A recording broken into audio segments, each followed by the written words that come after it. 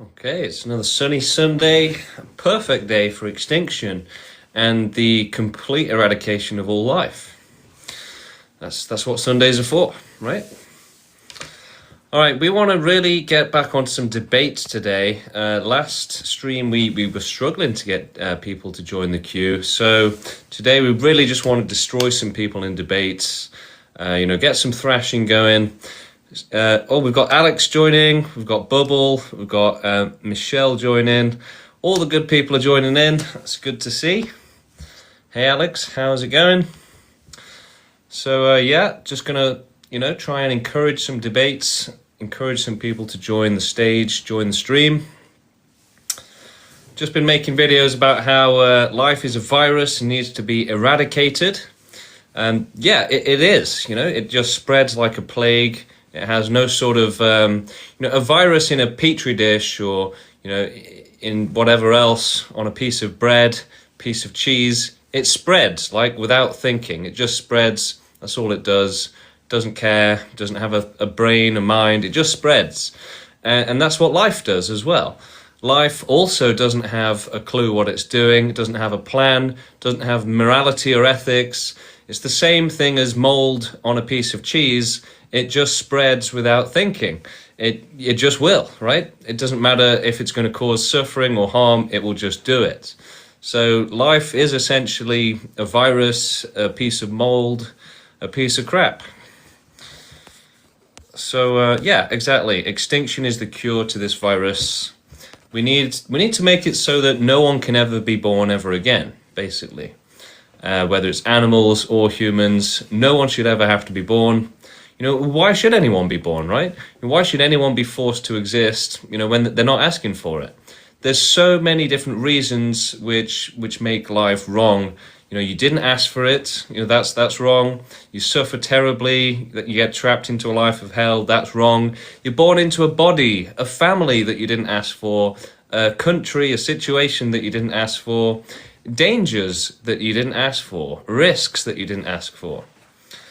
So it's truly the worst thing that you can do is force life into this world. It's the most wrong thing, and yet it's the most it's just everywhere, right? It's embedded into our society, our culture, our world. Just life, just throw it out there, no matter what. Just throw it at the wall and see if it sticks. If it gets hurt, who cares? Life has always been like the biggest resource on this planet. It's always been, what you want more of if you want to selfishly survive. You want to have kids working for you. You want to have, slaves working for you. You want to have animals producing food for you so that you can kill them and eat them. So life has always been the biggest resource. And the DNA, what evolution has produced, like, the skin, the leather from skin, all of this stuff that, animal bodies have produced. It kind of exceeds our current technology even today. So it's always been about abusing life and exploiting it. Hello, how's it going?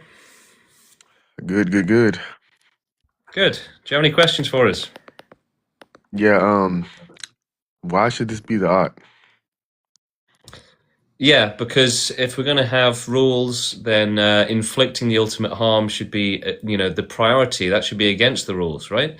So we should make it so that no one is forced to exist, no one is forced to suffer, that we have a fair world. And a fair world means a world with no life. Well, that would be a contradiction Why? because when you add the word fair here, this gives some type of idea of some type of interest, right? No, that's your opinion, bro. No, that's literally the point I'm making.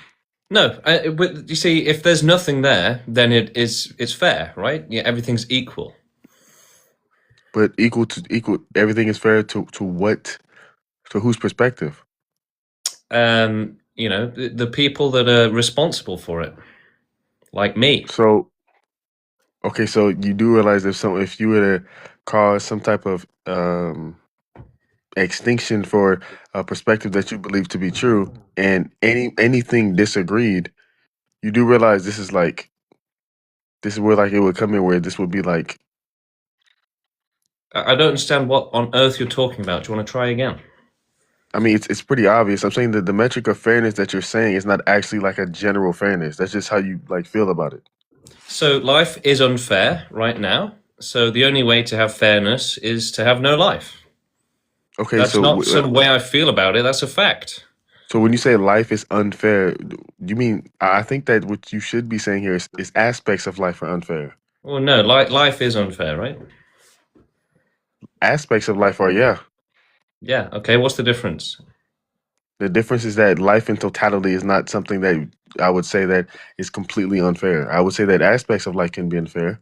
Life can be Wow. Okay, unfair. that's an amazing distinction, but it achieves nothing. So why don't you give us a real argument? No, that is an argument. If I say that, Wow. You think that's a significant argument? That's very yes, if I say interesting. that somebody is a I'm there's a fascinated that your brain actually thinks that. well, there's a distinction between somebody saying this is bad in totality and parts of it are bad. That's two different things. Okay, but it is bad, right? It's causing a lot of harm, a lot of suffering. Are you talking about like life in general? Yeah, obviously. Do you know what life is? I think it's both. Okay, but life is I mean, God, do you really don't think that life causes suffering? I mean, how you can't really Yes, say that, I right? think that's what I just said. I'm saying I think that there's just as much goodness as So you don't badness. think life causes suffering? I I mean, that's do. okay, great. So we can I think agree on there's that. I Right, think so it's there's a unfair. It is unfair and it is wrong. Okay? well, no, I There's said that I think that there's an as much goodness as there is badness. and so you think there's a perfect balance. Well, I wouldn't say it's obviously a perfect 50-50 metric. Like what? So where do you get this mythical bullshit balance from? That's not mythical bullshit. Okay, so where is it? Where's what? What is this balance? Because I spoke about this on my last stream. I said it's bullshit. It's a myth. There is no balance. It doesn't exist. You can't point to Oh, it. so life is It's just just a lie. It's a lie. so life is just overwhelming suffering. Well, you know, you're the one saying that there's a great balance. So can you explain this balance? Where is it? How can we understand it? Thank you. I just understand it through like basic forms of logic. Okay, go for it. Yeah, so if it's the case that badness obviously exists and there's some type of suffrage, there must obviously be some type of metric where the opposing exists, right? No. Yes. Well, you need to give us more context than that. You're being very vague. I mean, I can. I'm just getting a baseline here.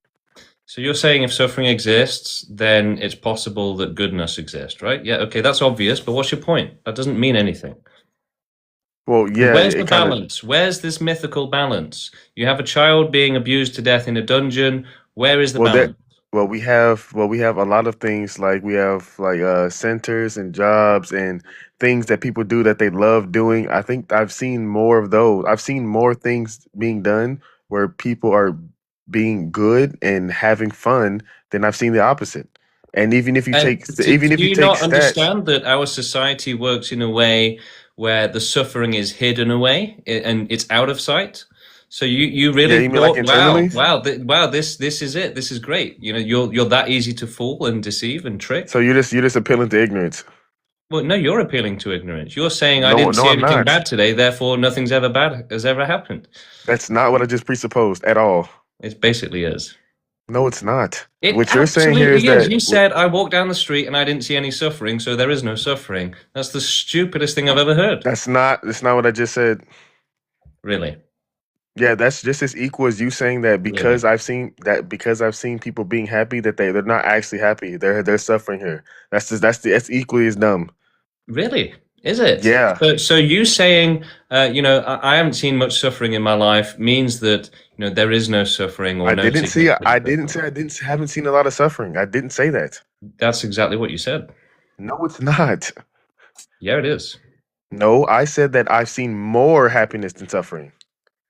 Okay, so yeah, that's what you were saying, right? That But doesn't mean I again, haven't seen a you're lot of not suffering. visiting slaughterhouses, right? You're not visiting, the What is the percentage forest. of slaughterhouses? All right, that's it. You're Like, finished, bro. You're done. You're cooked and served. Okay, just like those unfortunate animals that go to slaughterhouses that guy will never go to and deny the existence of because he doesn't see them in his day-to-day life. I walk down the streets, and I didn't see any animal abuse, so it doesn't exist. Wow, that is the level of intelligence we're dealing with these people that support suffering. That's the level of intelligence that we're dealing with. Truly amazing. And, that some mythical balance that he was trying to say exists, right? There's a perfect balance. What are you talking about, bro? Okay, where is it? Can you describe it? Well, in my personal life, I've seen a good balance. Okay, wow, that's the standard we should hold the world to, is it? Your personal life. And some bullshit balance that you can't even begin to describe or explain. There is no balance, okay? And, there's no ratio of, child abuse that can be made up for by, happiness. And if you think there is, I'd love to hear what you think that ratio looks like. All right, let's get our next guest on. Hello, how's it going? It's going all right. Hello, how's it going? It's going all right for me. Just so you know, for TikTok, I am 36, so I am an adult. Great. I would say I disagree with what your prompt says. That it was necessary to end all suffering. As Okay. my So you personal think suffering philosophy is I hold okay? to. Yeah, I believe suffering is necessary for growth. For example, growing pains of your bones. So You why is know, growth necessary? well, what's the point of being stagnant? Who are you talking about? Anybody, like water. What good is stagnant water versus flowing water that goes somewhere, right? So, what good is being a stagnant human if I never grow? Okay. Why would I want to be stagnant? Well, you're not the only one in the world, right? So the world doesn't revolve around you. There's other people, other Right. animals, right? And they do suffer. And And the it's suffering doesn't help. necessary for growth, to learn, to be So better. when a child gets like abused to death, where is the growth there? Is it for the pedophile or is it for the child? Because I mean, the Well, that pedophile's penis will suffering grow. is The pedophile's penis will grow, but the child doesn't grow out of it or I believe benefit. that's a big straw man. Personally, on how I How view is it, that a I straw wouldn't man? say that abuses are justified as suffering is necessary, and just general, like What do you mean? you What do you fall. say that again? Like, there's a difference between you're going off an extreme of something that I don't believe is morally acceptable versus you fall and you get hurt, but you get better over time, even though you suffered a little because you fell. But the majority of life on this planet dies as a baby after a horrible life and a horrible death. Animals in nature. So there's no growth there. And even most suffering in life doesn't help you grow either. If you get cancer, that doesn't help you grow, right? You just suffer horribly. Well, it wouldn't help you grow physically, obviously, but you can grow internally in the So every psyche time and who someone's you having a are. really shit time, you're there laughing about it, basically. No, because that would be mocking and that would be against my morals. But you are clapping and saying good, right? No, it's Oh, not right, because necessarily it always a sounded like good you thing. were. It sounded Because, for like you were. You were example, just saying that if people you grow from cancer, they check benefit it from out, cancer. if you had a You pointee just said and you people pointed benefit from me, cancer, right? David. Right, but the thing That's it, is you're that done. You're finished. You're finished, David. Once you've said something as stupid as, yeah, everyone benefits from cancer, that's it. You're out of here, buddy. You're done. All right, let's bring on our next guest, hopefully slightly smarter than David. Hello, how's it going? Hey, how are you? Good, thank you. Um, so I have a question, but it's completely unrelated to the prompt. Okay. Do you do narrator work or uh can I pay you to be like a narrator by chance for my Yeah, YouTube sure. for my TikTok channel? Or like how much would you charge? Probably So it's like about animals £30 an though, hour. so it's about animals. So like I'm gonna need like a National Geographic type of narrator. Yeah, so I charge £30 an hour, British pounds. If you want to do that, yeah, hit me up on my messages on TikTok. All right, okay. I'm just gonna DM from that account. Okay, yeah, nice one. All right. No, that's all. Thank you. Thank you very much.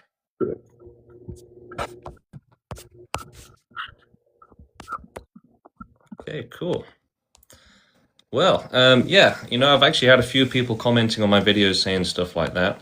Maybe I'll get someone hire me as an eye model as well, because I keep getting crazy amount of compliments on my eyes.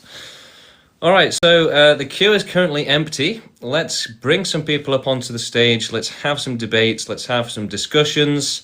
So if you've got questions, if you've got an opinion, a counter argument, hit that button, slap it, and I'll bring you up and let's hear it. Let's do it. Let's duke it out. Let's fight it out.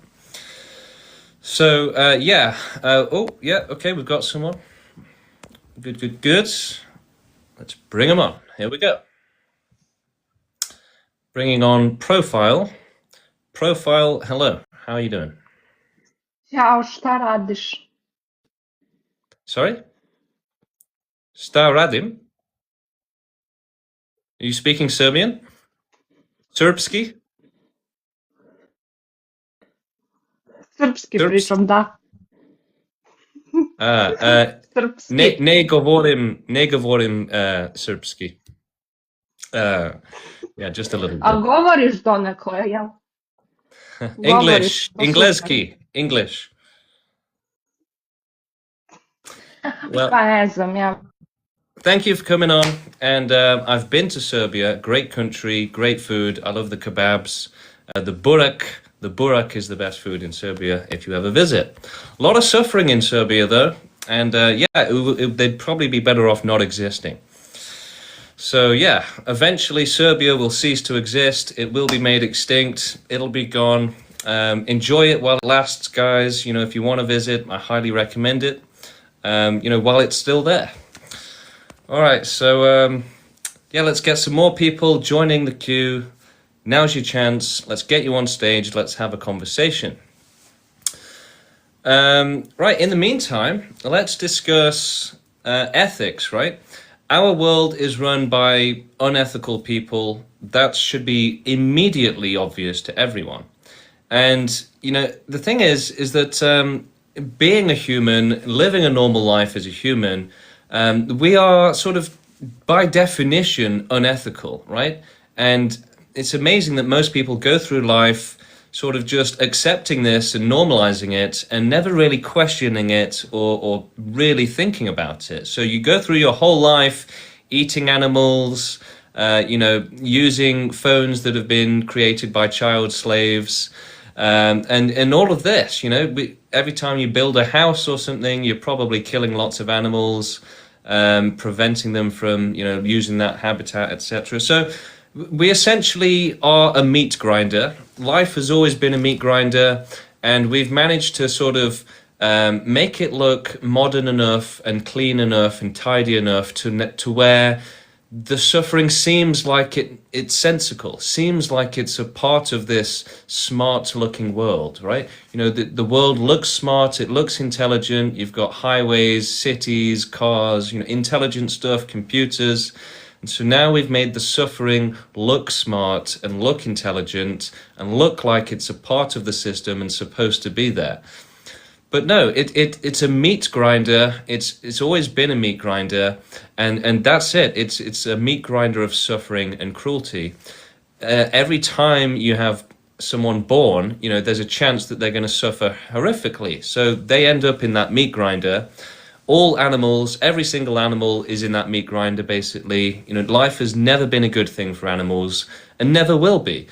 You can never even begin to improve conditions for wild animals in nature. There's so many of them. It's so vast that there's really nothing you can do. They just eat each other all day. You can never stop them from doing that. So extinction is the only answer for them.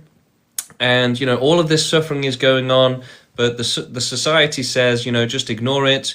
Don't worry about it. It's fine. It's good. It's beautiful. We should...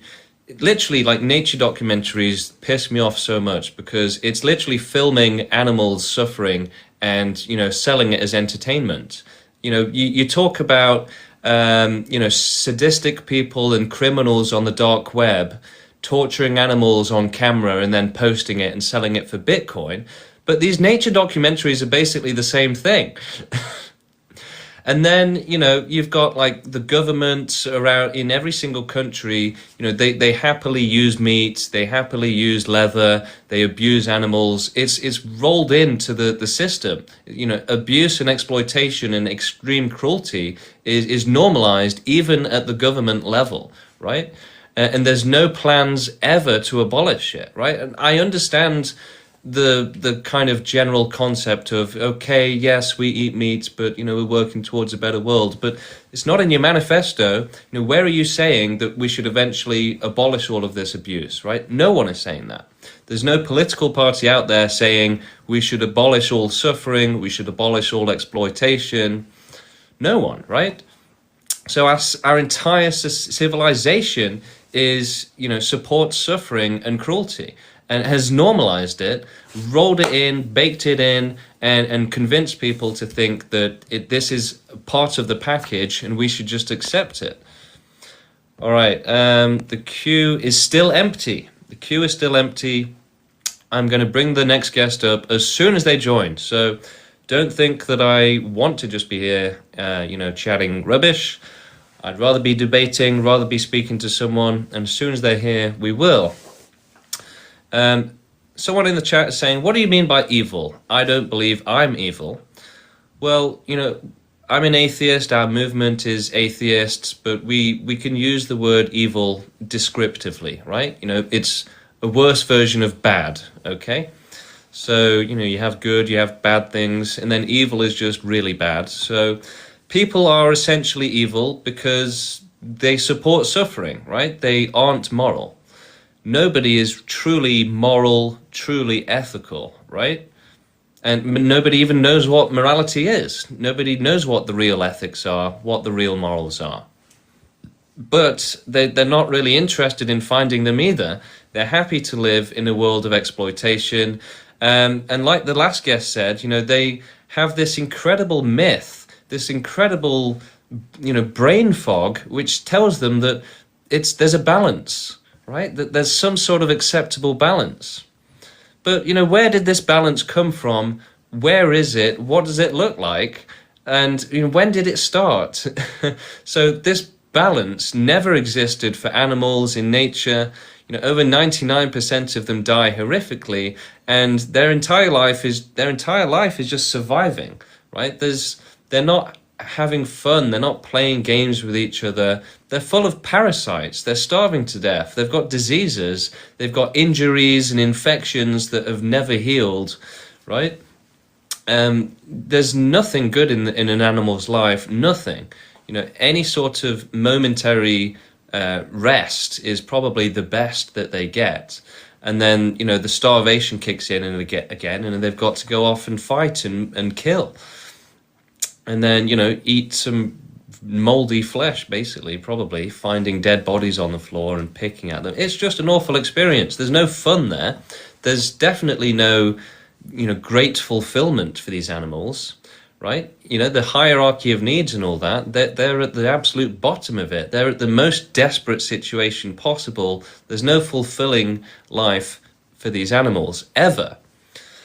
And yet, people say that this is fine, right? So every animal, their life is, almost exclusively more suffering than good. Most of them probably never have any real moment of, true happiness and bliss and comfort. Most of their children die, so they don't even get to, have a family most of the time. And most of them will just die and be eaten alive. You don't really get animals, especially in nature, living to an old age, dying on some deathbed happily and looking back at all their memories. So, the worst things possible are happening in nature.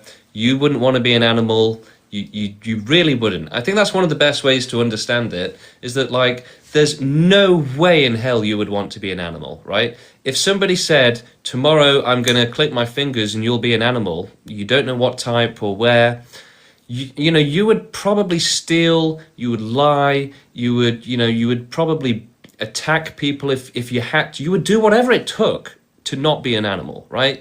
You would potentially even commit murder. You'd be desperate not to be an animal, right? if you were going to live for a few years in nature, just suffering horribly, where your survival instinct essentially forces you to keep going no matter how bad your life is, right? No one wants that. No one wants the low intelligence of being an animal, not being able to understand the world properly, being in fear, danger all the time. It's truly, awful. So all animals are going through that, and they should absolutely be made extinct. The fact that they're being forced to exist, it's happening because of nature, and people assume that therefore it's unquestionable, right? If nature did it, then we have to bow down to nature and do whatever nature says. No, that's completely stupid. We aren't doing that as a species anyway. We're completely destroying nature and abusing it and exploiting it. So it just doesn't make sense, this idea that we should worship nature. Nature is just essentially chaos. There's nothing good about it. It's a meat grinder that produces some pretty looking things. If you put enough animals into the meat grinder, eventually, they'll evolve fur, they'll evolve, leather and interesting things like that, which you can exploit and abuse them for. But that's it. It's just a meat grinder. We're at the top. We're the ones, operating the meat grinder and saying that the suffering is beautiful while watching the blood, pool and drip out, right? It's not beautiful at all. All right, so still looking to get some debates going, still hoping for someone to push that button, request to join, and let's get you on the stage. Let's have a debate. It was quiet yesterday in terms of debates, and it's looking pretty quiet again today. So some people are asking, how do we help the movement? You should join the movement through our website, proextinction.com. Read about us on the website, and at the bottom of the page is the link to our Discord server and our WhatsApp group. Join the Discord if you're interested in asking more questions and doing activism. Join the WhatsApp if you're definitely going to do activism. That's for the core team. Someone's asking, how are we possibly going to cause total extinction? Well, we have to grow the movement until we have enough people to change the world, to make it happen. We have to do that anyway. It's being run by dictators. So we should work towards a world being run by ethical, moral people. So we have to do that anyway. And then once we've done that, we can start causing animal extinction while removing our dependence on them. So right now, there's a bit of vegan food out there on the market. There's some vegan products. But even if you go vegan, it just causes more suffering and worse suffering to wild animals. So we need to prevent that from happening. And we need to make it easier to go vegan. We need to work towards a vegan world so that we can continue as humanity with no animals. So a planet with zero animal life, that's the ideal, so that there's no suffering. Then humanity can research how to prevent life developing on planets and do that for Earth and do it for other planets in the universe as well. And then just keep going and doing as much as we can. Now, again, it might be the case that we can pass this job over to AI and robots, 100 years from now, 1,000 years from now. So, that would give them all of eternity to try and do universe-wide extinction, to keep researching the science and trying to push the limits of what's possible. So, there's no reason not to do that. And we can certainly make it happen, and we should. That's sort of the most realistic way that I see it going down. Some people in the movement think that it's realistic that we might be able to get vacuum decay eventually. Vacuum decay is essentially the red button. It's essentially something that in physics which can theoretically destroy the entire universe at the push of a button. And it is a slightly realistic theory, so it's not a silly thing by any means. It hasn't been ruled out as impossible yet. So that could happen a lot sooner. Who knows, right? And AI is rapidly advancing. Technology and science is rapidly advancing. 100 years from now, our science is going to be ridiculous, okay? It's going to be absolutely insane compared to what we have now. So, people really don't think about extinction properly. They think about today's technology. But, extinction is a very long project. It's a universal project, essentially, for all of eternity, basically. Now, the reason we have to do this is because we live in a world that, is too dangerous for life to exist, and yet life is being forced into it everywhere. So it's not an ideal world. It's not the world we want to live in. And most people are in this bubble at the minute where they're living in a fantasy world where everything's okay. There's no moral obligation. We don't need to do anything. We can just do whatever we want, right? But that's not the case. We actually live in the worst possible world where, again, the conditions are so incredibly dangerous that over 99% of life will die horrifically. And yet, despite the fact that this world is so incredibly inappropriate and unsuited for life to be here, this world is forcing life into it as much as possible, essentially. Earth is just pumping out life. Other planets will be just pumping out life and causing suffering. So, it's not that, we woke up one day and had a dream about extinction and now we just want to, fantasize about extinction. It's that we truly live in a universe that is essentially forcing children to exist and suffer en masse everywhere. Now, we have to accept that reality, accept that truth, and get our heads around it. Because, again, most people are in this bubble of, no, surely we live in a perfect world and the world is our oyster. We can do whatever we want. It's just waiting here for us to conquer it and explore it. No, that's a fantasy. That's a childlike fantasy. The reality is that for responsible people, we understand that essentially we are in hell and that life is being forced into hell as at an incredible rate and level, just insane amount of life being forced into hell. So, if you're in hell and you're a responsible person, you're going to try and prevent others being forced into hell. So, we don't live in heaven, we live in hell, and we have to save everyone from hell, basically.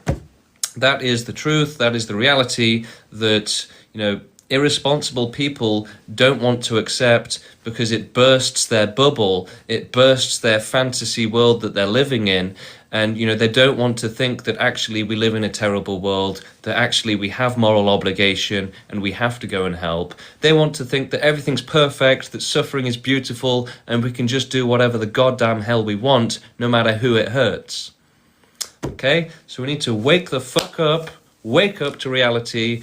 We are in an ocean of children being tortured and forced into it, and we have to help them. Nothing else matters. All right, we've got Musako joining us.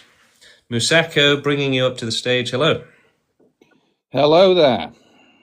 How's it going? Yeah, just wondering about all this extinction stuff, So, are you of the belief that obviously we are we're humanity's somehow bad, right? Yeah. So that means you must believe that nature is inherently flawed. Well, I would say that it would be irrational to assume that nature is perfect or good.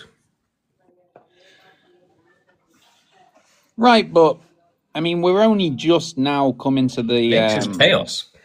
We're only just now getting to the point where we can begin to contemplate on how our levels of consciousness, being able to be responsible for our own extinctions. So isn't this just an ego trip? No, it's our moral obligation, basically. Well, the dinosaurs were around for millions of years, and obviously they had their own suffering, but they never had the ability to contemplate extinction. That's correct. But what's your point? Well, I'm just saying that, nature, perhaps it's not flawed. Perhaps there's some method to the madness. And would you like to elaborate? And you're saying maybe it's not flawed, but what makes you say that? What makes you think that? Well, obviously, a lot of stuff's happening. We've got a lot of different animals, trees, birds. They're all pretty cool. I mean, I don't think we should The fact that they're cool, is that all that matters? Well, no, but I mean, a planet with no life at all is just going to be a barren rock. Yeah. We've got a complex natural ecosystem going on here, and maybe there's some method to the madness in the end. You don't know the end result. What do you mean? That you're going to have to, when we've got children being tortured, we're going to have to do better than maybe it'll be for a good reason eventually. That's not an acceptable standard when we're dealing with, animals suffering and children suffering and stuff like that. But suffering has been around, before humans. It's older. It predates our ability to contemplate the world. I mean, dinosaurs had suffering, But but so what? It sounds like you're saying that as if it means something. So what does it mean?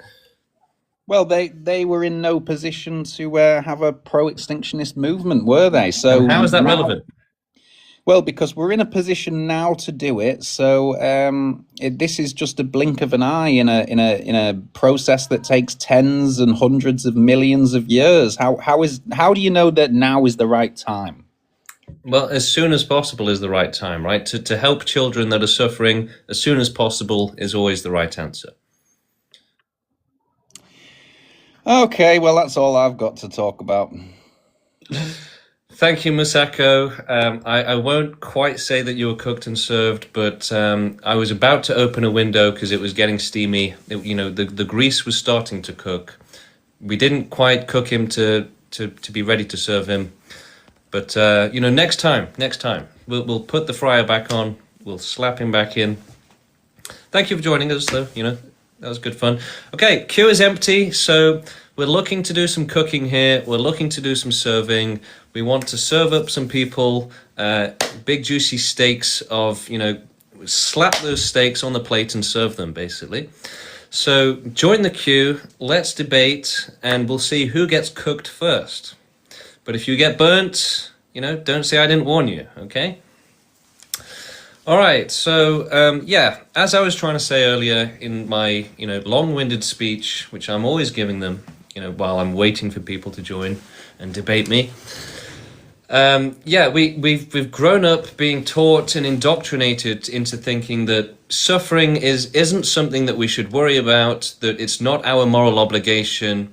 So it's kind of like growing up thinking that and being taught that we shouldn't be moral, we shouldn't get involved, we shouldn't try and think outside of ourselves, we should just wind our neck in and, not care about the rest of the world.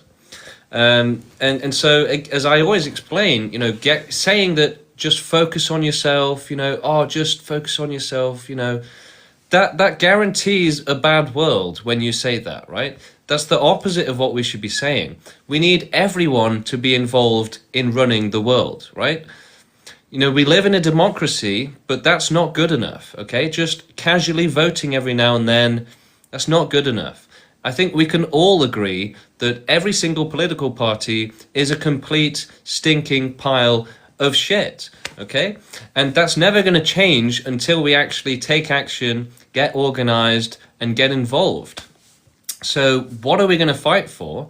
Well, we could fight for, world peace or something like that, but the thing is that extinction is the biggest priority. It is the biggest problem. It's the only moral priority and obligation. So yes, we could have a political party saying, let's have a better world, let's have no more wars, right?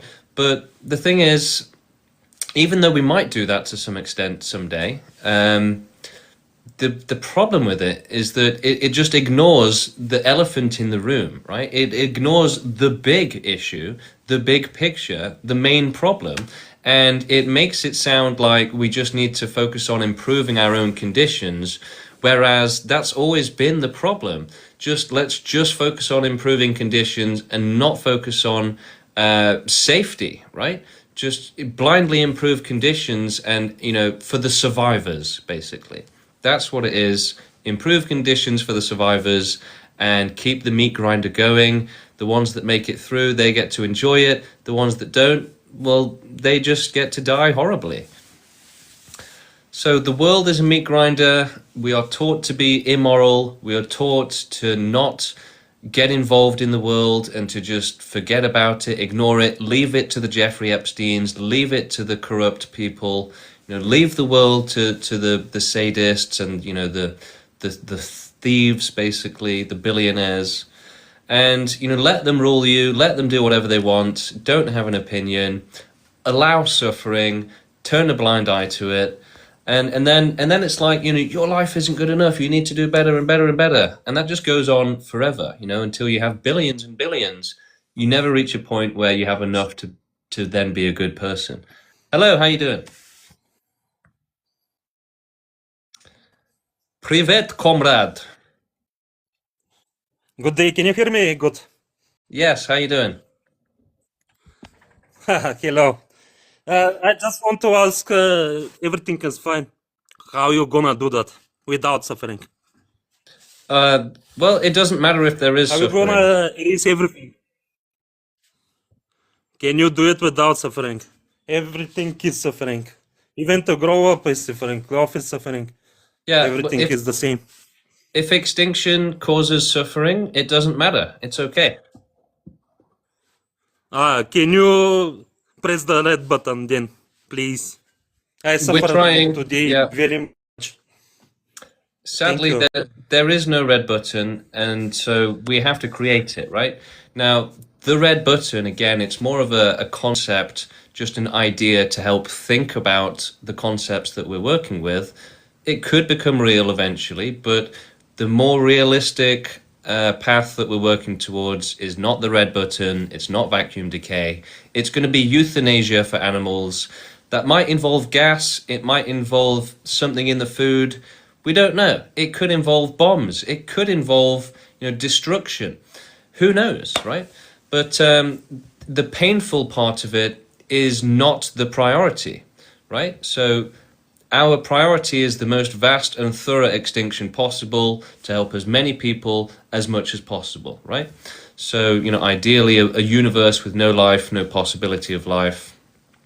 But again, the extinction, it doesn't matter how much pain it causes, how much suffering it causes. It's impossible to cause more suffering than you prevent, right? Because extinction provides, euthanasia provides immediate safety from suffering, from a bad life, and from a bad death, and from reproducing. So it provides immediate benefits, right? Life immediately benefits from extinction and euthanasia because being alive is the problem, okay? Life is the problem. Being alive is the problem. So extinction solves that problem. And people are always asking like, oh, can we make it optional? Can you, what if we just promise not to have kids? But it's not about you not having kids. It's about the fact that you're alive. That's the problem, right? So extinctionism is about the fact that in an unsafe world, no life should exist. Nothing should be alive. So it's not just about you going on to reproduce. It's about you shouldn't exist because it's safer for you that way. And it's safer for your potential child that you might have had. It stops that from happening. We're all in danger of ending up in paralysis, brain damage, mental disease, illness, chronic pain, right? You could wake up tomorrow, unable to speak, you've forgotten half of your life, you've got crippled spine or something after you get hit by a car, just constant pain, you don't even know who you are anymore. That's horrible, right? And that can happen to every single person every time they step outside the house. That danger outweighs everything else, okay? And the thing is, as people in our privileged situation, we kind of find it hard to truly say, yes, that danger outweighs the point of my life. And yes, I understand that and I totally feel it. But we don't feel it, we don't think it properly, we ignore it because it's a coping mechanism for survival. It's something we evolved specifically, is to not think about the dangers, to not care about them, and to blindly accept life, to essentially use self-deceit as a coping mechanism to make ourselves happier, to keep ourselves going, right? So dangers of life, that goes directly against survival and, just blindly going about it happily, right? If you understood at all times, I'm in danger right now, then that would be a massive distraction. You wouldn't go on to reproduce and put your kids in danger. So we have to be completely blind to danger, that for ourselves and for our children and for other life. So in a sense, as life developed and we evolved to irrationally support reproduction and life existing, the mentality of humans was essentially like kind of forced into like a narrow window, right? And this narrow window includes our world and sort of the way it works, and the irrational sort of way it works, where suffering is okay, having kids is normal. So this strict irrational sort of window of insanity is what's formed, and that is what the average human mind looks like. Whereas everything else, rational thoughts, are completely prevented, completely stopped from entering the mind of people. And so we have just like these little sheep, basically. I mean, people really are just slightly more evolved than animals, really. There's no argument against that, really. Yeah, we've found a way to start abusing technology and science and to create weapons and, computers and stuff. But, that's, monkeys could do that given enough time, probably. Okay, maybe not. But we haven't found a way to solve our world, right? So we do still have an animalistic, stupid world where we worship celebrities, we worship billionaires, and we demonize immigrants, we abuse animals. It's a terrible world that we live in. All right, let's get our next guest. Hello, how you doing? I'm doing pretty good. Yeah, like I was on your live before, and you made me face the fact that yes, like suffering is so bad that maybe we do need to consider that life should not exist. What I'm concerned about, though, is this. I wonder if you can help me with this particular puzzle, right? Yeah. So it looks like in the science, in the math, and the way it works out, reality is only constrained by whatever exists. Like if we reach heat death, if every planet blows itself up because intelligence and perception means that we're going to suffer endlessly, and so we just remove all life, eventually the universe just gets to a heat death, and then like it gets to a conformal state where now there's no constraints for just another Big Bang to happen again, or a Big Bang can happen somewhere else. Like reality is not constrained by anything else. Reality can do anything as long as it's consistent and logically concrete. So your suffering, if we remove the planet's suffering, the suffering is just somewhere else in time. It's in the past, it's in some other future. It's always somewhere else. I think there's got to be a better solution to the suffering somehow, because what you're saying, it essentially says that we should never care about suffering, right? No, I'm saying that if we don't resolve a way to solve suffering on a universal scale eventually, it will just move somewhere else. If we remove our planet from the equation, the suffering is on some other planet somewhere else, like always. Right, but our movement is for universe-wide extinction, right? And potentially even preventing the universe from coming back. But if you do that, then the laws of physics would just create life again. There's nothing stopping life from coming back. We should do as much as possible. So if we can prevent that from happening, then we should try. You can't, because as soon as you do that, then there's nothing left to stop it from happening again. You'd have to exist to continue to prevent suffering. You'd have to be there to monitor that. Not necessarily. Why not? If there's nobody there, what's stopping physics from building up complexity in life again? Nothing would be there to stop it. Well, we might be able to prevent it. Do you have any ideas? Like, I'm willing to hear you out. Well, you're saying that we should never try to stop children from suffering because... No, I'm not saying that. I'm saying that, right? I'm saying that if we stop... child abuse is acceptable because of the Big Bang. No, look, don't straw man me. What I'm saying here is that if we prevent our kids from suffering, other kids are still going to suffer on some other planet in some other point in time. Kids already have suffered in the past, and yeah. So you're saying that child abuse is acceptable because it might be happening on another planet. Why are you saying that? I'm not saying child abuse is acceptable. But that is because you're saying we shouldn't try to prevent suffering because it might happen on a different planet. what's a permanent solution to suffering? Because removing our planet doesn't solve the permanent problem of suffering. We need to solve that problem. I'm trying to do the same thing you're doing. You're just not doing it the smart way. You're taking the easy route and say, well, let's get rid of our suffering and say, fuck you to the rest of reality. Well, if you really want to do this, if that's you really want to actually remove the all exact suffering, opposite of what's happening here. So you've got it completely twisted and wrong. You're the one saying that we shouldn't bother. We're the ones saying we should do as much as possible. I'm saying the same thing, but I'm trying to be smart about it, not take the easy route of just quitting. That's what you are doing. You're saying we shouldn't bother. To solve universal suffering, we have to stick around long enough to figure that out, not blow ourselves up and move the suffering onto someone else's problems. That's selfish. So how is your plan any better than ours? I don't have a full plan. I was coming to ask you what you would think, but you're just refusing. You're trying to strawman me and say I'm saying suffering is okay. What am I refusing? No, fuck that. What am I refusing? You're like, think about the actual universal problem. Like, I want to know what you think about that, right? Well, it's very simple, okay? Here it is. You ready? We should just do as much as possible. That's it. That is a non-answer. Everyone agrees that for whatever goal you have, you should try your best. Your answer is we should try our fucking best. I don't know what we're supposed to do, but we should try our best, y'all. That's a useless answer. Well, but what's the alternative, though? Is to predict the future, right? To have a time machine. No, there's a way. Like, if we eventually get smart enough to teach every part of reality how to solve its own problems and not bother every other part of reality, that will resolve suffering too. Wow! But getting there, you have to exist. Wow! So we have to teach reality. We have to understand the fabric of space and start giving it lessons. Yeah, that's the hard answer. That's the hard answer. That do we do this with a blackboard? They might not be able to see the blackboard in space. Who? And what about space? What are you talking about? Well, you're talking about educating reality itself, which is a crazy concept to begin with. You know, to educate non-living matter. I mean, it just doesn't make sense.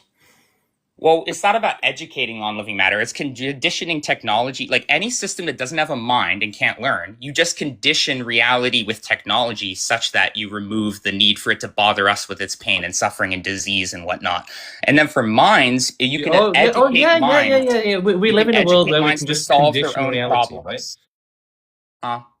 We live in a world where we can just condition reality. So you just get like get some conditioner from the supermarket and then just you write what you want to happen on it, like make all suffering disappear. Then you use the conditioner in the shower, and it just. Why are you being dumb? No, you're not making sense. You're not talking sense. No, you just can't grasp that there's better solutions to what you're actually like having a problem with. Like what? Like actually doing the hard route of going through enough suffering to solve it universally, which means understanding how to solve suffering permanently across time, across the whole universe. Okay, and blowing all of life up won't do that. Blowing all of life up will not solve that problem. So you want to ethically solve suffering while allowing suffering? You have to experience suffering to learn how to solve it, yes. No, my point is you can't ethically solve suffering while allowing suffering. I can take the suffering myself. I'm not going to put any suffering on anyone else. People should make me suffer, punish me, and I'll figure it out. Put all your suffering on me. Chat. I'm done with this guy. He's definitely got schizophrenia. Probably shouldn't be on the show for their own mental health. It sounds like they're having a breakdown. Like, is it just me, or was there not a single thing they said that made even the closest sense? Like, not even a little bit. Just pure gibberish. We tried to... Is there some sense that they make? No. It's just complete insanity. All right. Let's bring our next guest on. And in the meantime, if you want to join the queue, now's your chance. Let's get you up. I didn't judge you up. How are you? All right, all good. I'm just saying you're still helping me to appreciate life, so thank you for that. You're welcome. And so as far as like helping people, stopping suffering and things like that go, I remember there was a guest on a few days ago or whatever, and he was telling you about a child being abused, what he knew about, and you told him to go to the police to help that child to stop the suffering, prevent the suffering, alleviate the suffering. And I've got a massive amount of respect for that, because the thing is, I'm a working class guy. I think it's fair to say you're probably a couple of social classes above me at the very least.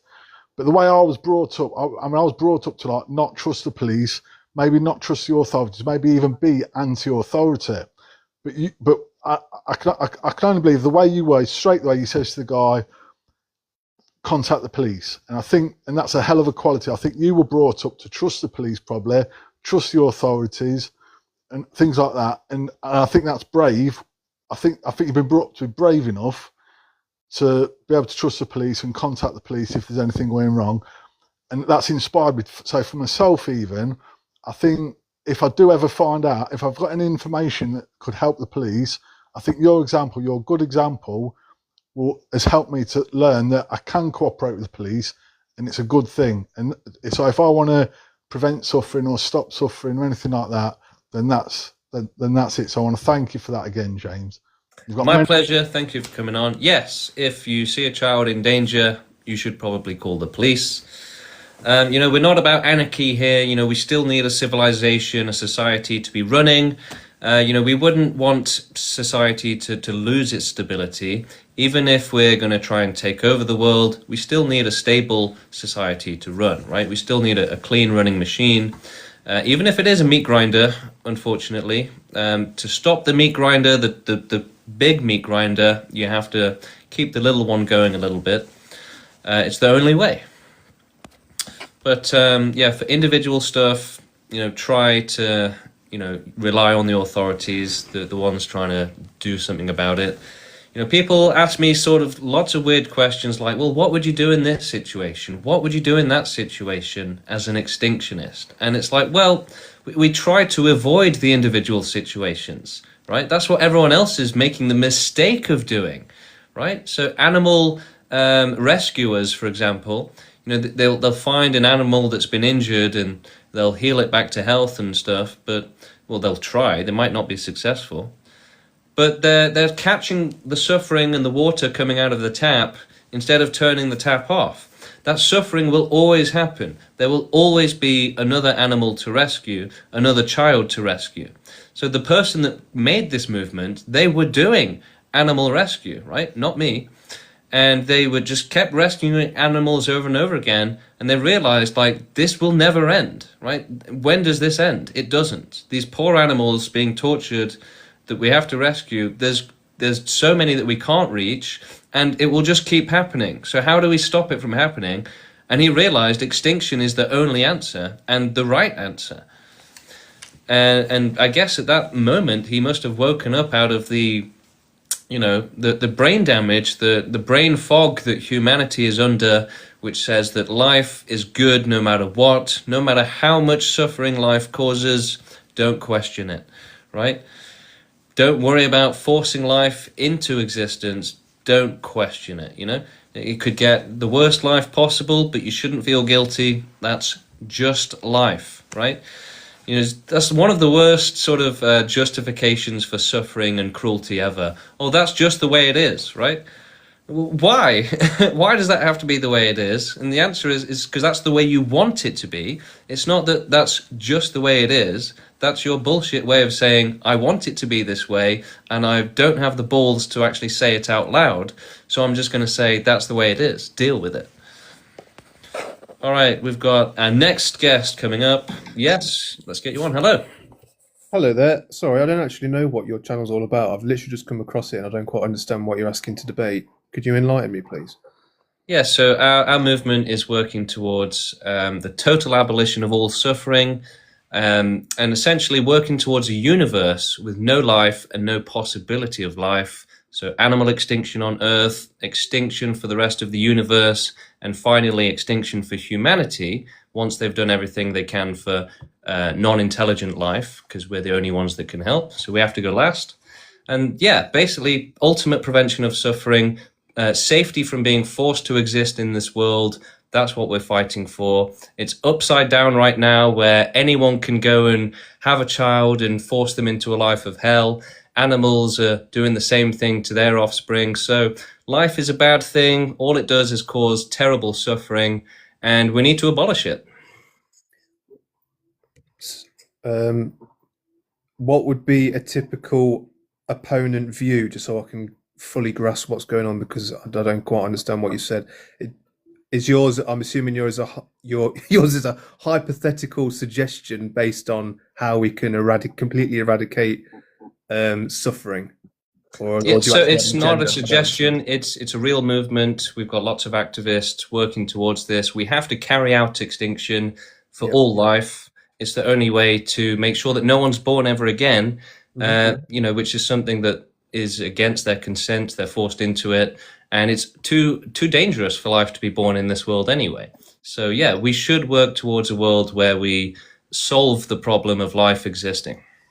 So what's like your top 3 biggest agenda on your movement? How do you start this movement?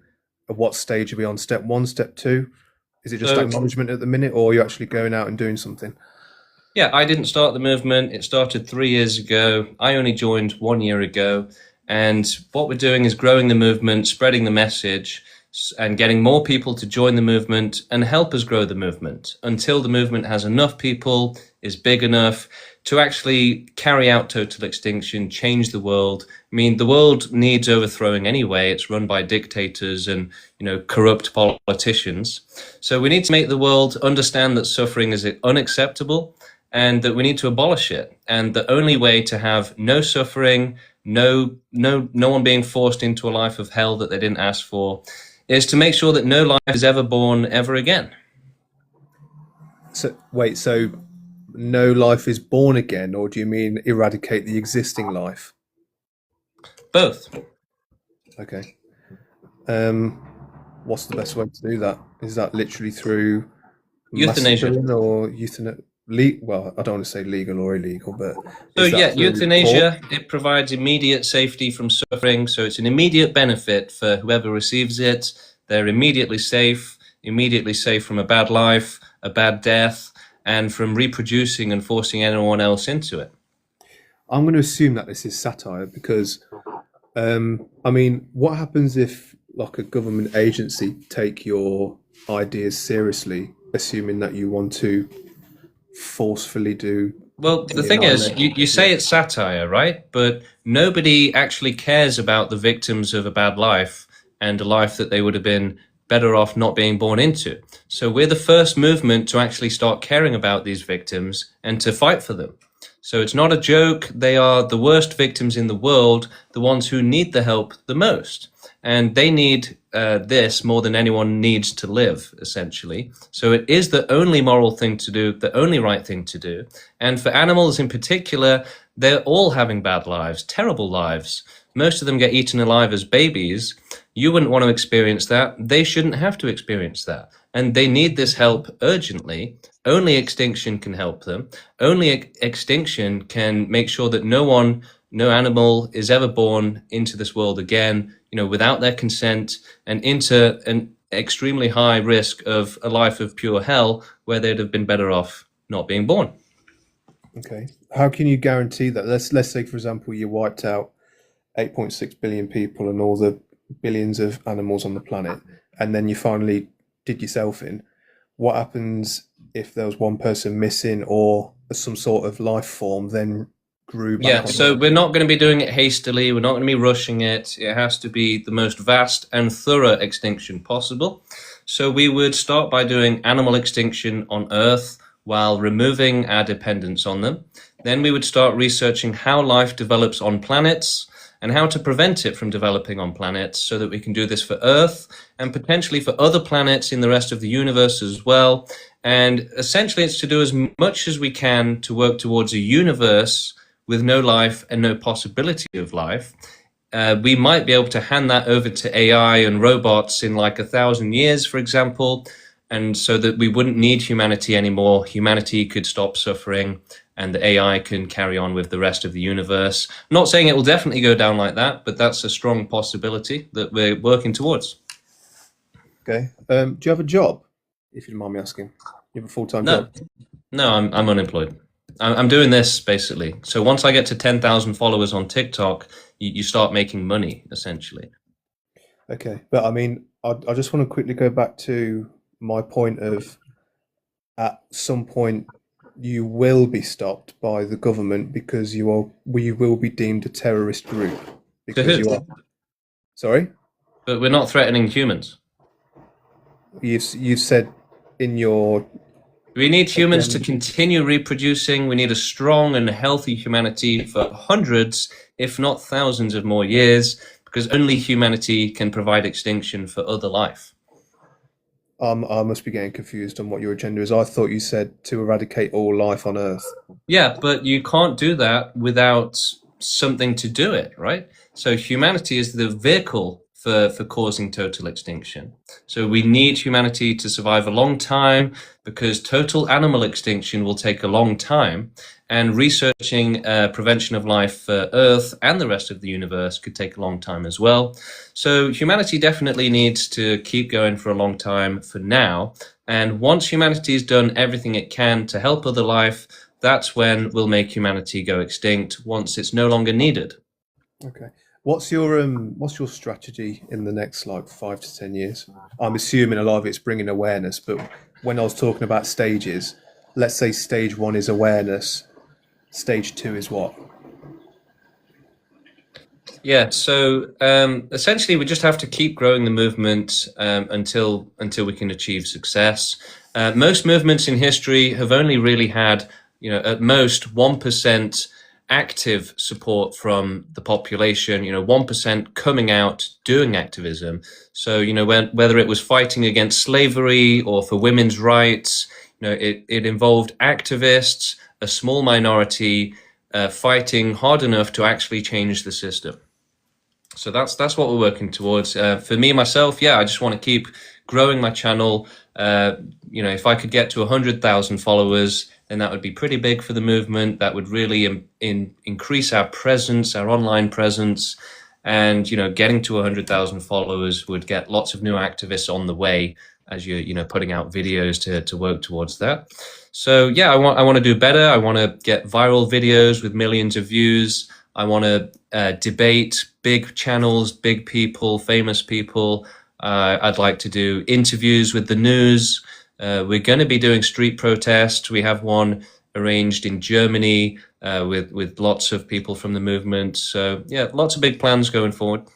But who are you protesting? Who are you debating? I don't understand. Well, the protesting would be sort of raising awareness on the street and potentially debating anyone that has questions. My debates, I do debates on this stream, and I also do individual debates. So if, for example, if you knew somebody and you wanted them to debate me, we could arrange it.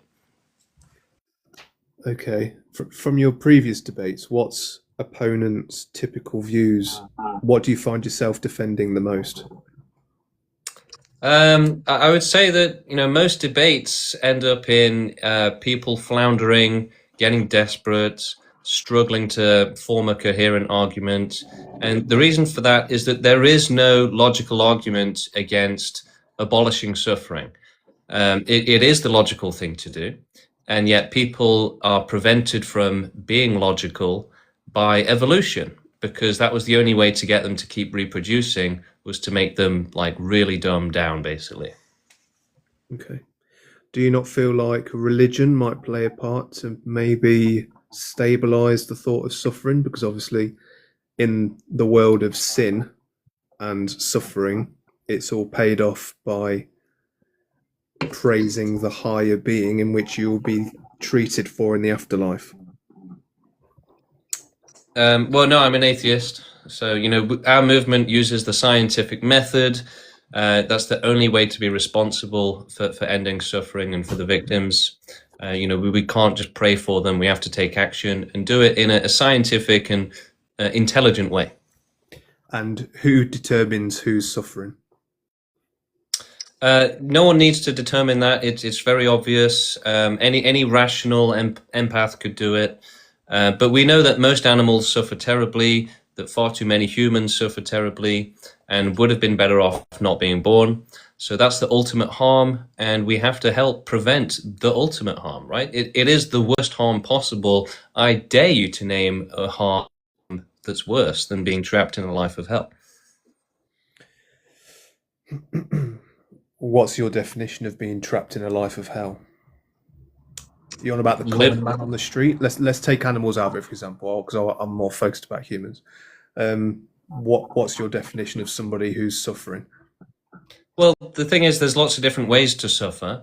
Suffering is kind of something that has different levels of severity and, extreme suffering, but it can, if someone's suffering at 10 out of 10, that can be caused by lots of different things. It can be from physical pain or mental pain, right? So, people suffer in different ways, but they suffer to similar levels of severity with, difference of situation. So we have to target all suffering. Vegans, for example, they only care about one specific type of suffering, but they say that every other type is fine. So we have to be against all suffering and understand that suffering itself is the problem, not the different types of suffering. Okay. But as intelligent beings that we are, we're designed to be able to cope and handle suffering and stress on a minor scale. For example, when you were talking then and you was talking about suffering at a level of 10 out of 10, I was thinking of somebody who had like a terminal illness where they are suffering and the quality of their life is not going to improve. So I'm actually for somebody making a decision to end their own life because they know that that is going to be better than physically feeling the pain that they're experiencing. That what I would consider would be the 10 out of 10. Let's say that's sort of a romanticized version of it, though. It's like the perfect possible picturesque example, right, where you're on your deathbed. But that's not realistic. That's for a small minority of the actual cases. So that's what I was referring to as my own definition of a 10 out of 10. So when you say anybody that's suffering, that could be any severity of suffering. So if I'm having financial stress, or if I get a temporary pain, that will eventually come back to fruition of being a decent quality of life. You think that's not an option at all, to be able to go through some lows in order to experience the highs of being a 4 billion in one chance of experiencing life on this planet? Well, yeah, I mean, it's fundamentally unfair, though. Some people might grow from their suffering, but most don't. They just suffer terribly, and they'd be better off not suffering it. But what's the most common suffering that you're referring to? Because the most common very suffering, blanketed, isn't it? The most common suffering in the world is being eaten alive as a baby. That's what wild animals in nature experience. So that's one of the worst types of suffering. Nobody would want to experience that, yes, yet the majority of life on Earth does. Okay. Is it not ironic that you want to end suffering by committing an act of suffering? No, because euthanasia isn't an act of suffering. It immediately prevents suffering. It immediately provides safety from a life of suffering, a bad life, and a bad death, and from reproducing. So you immediately benefit from euthanasia.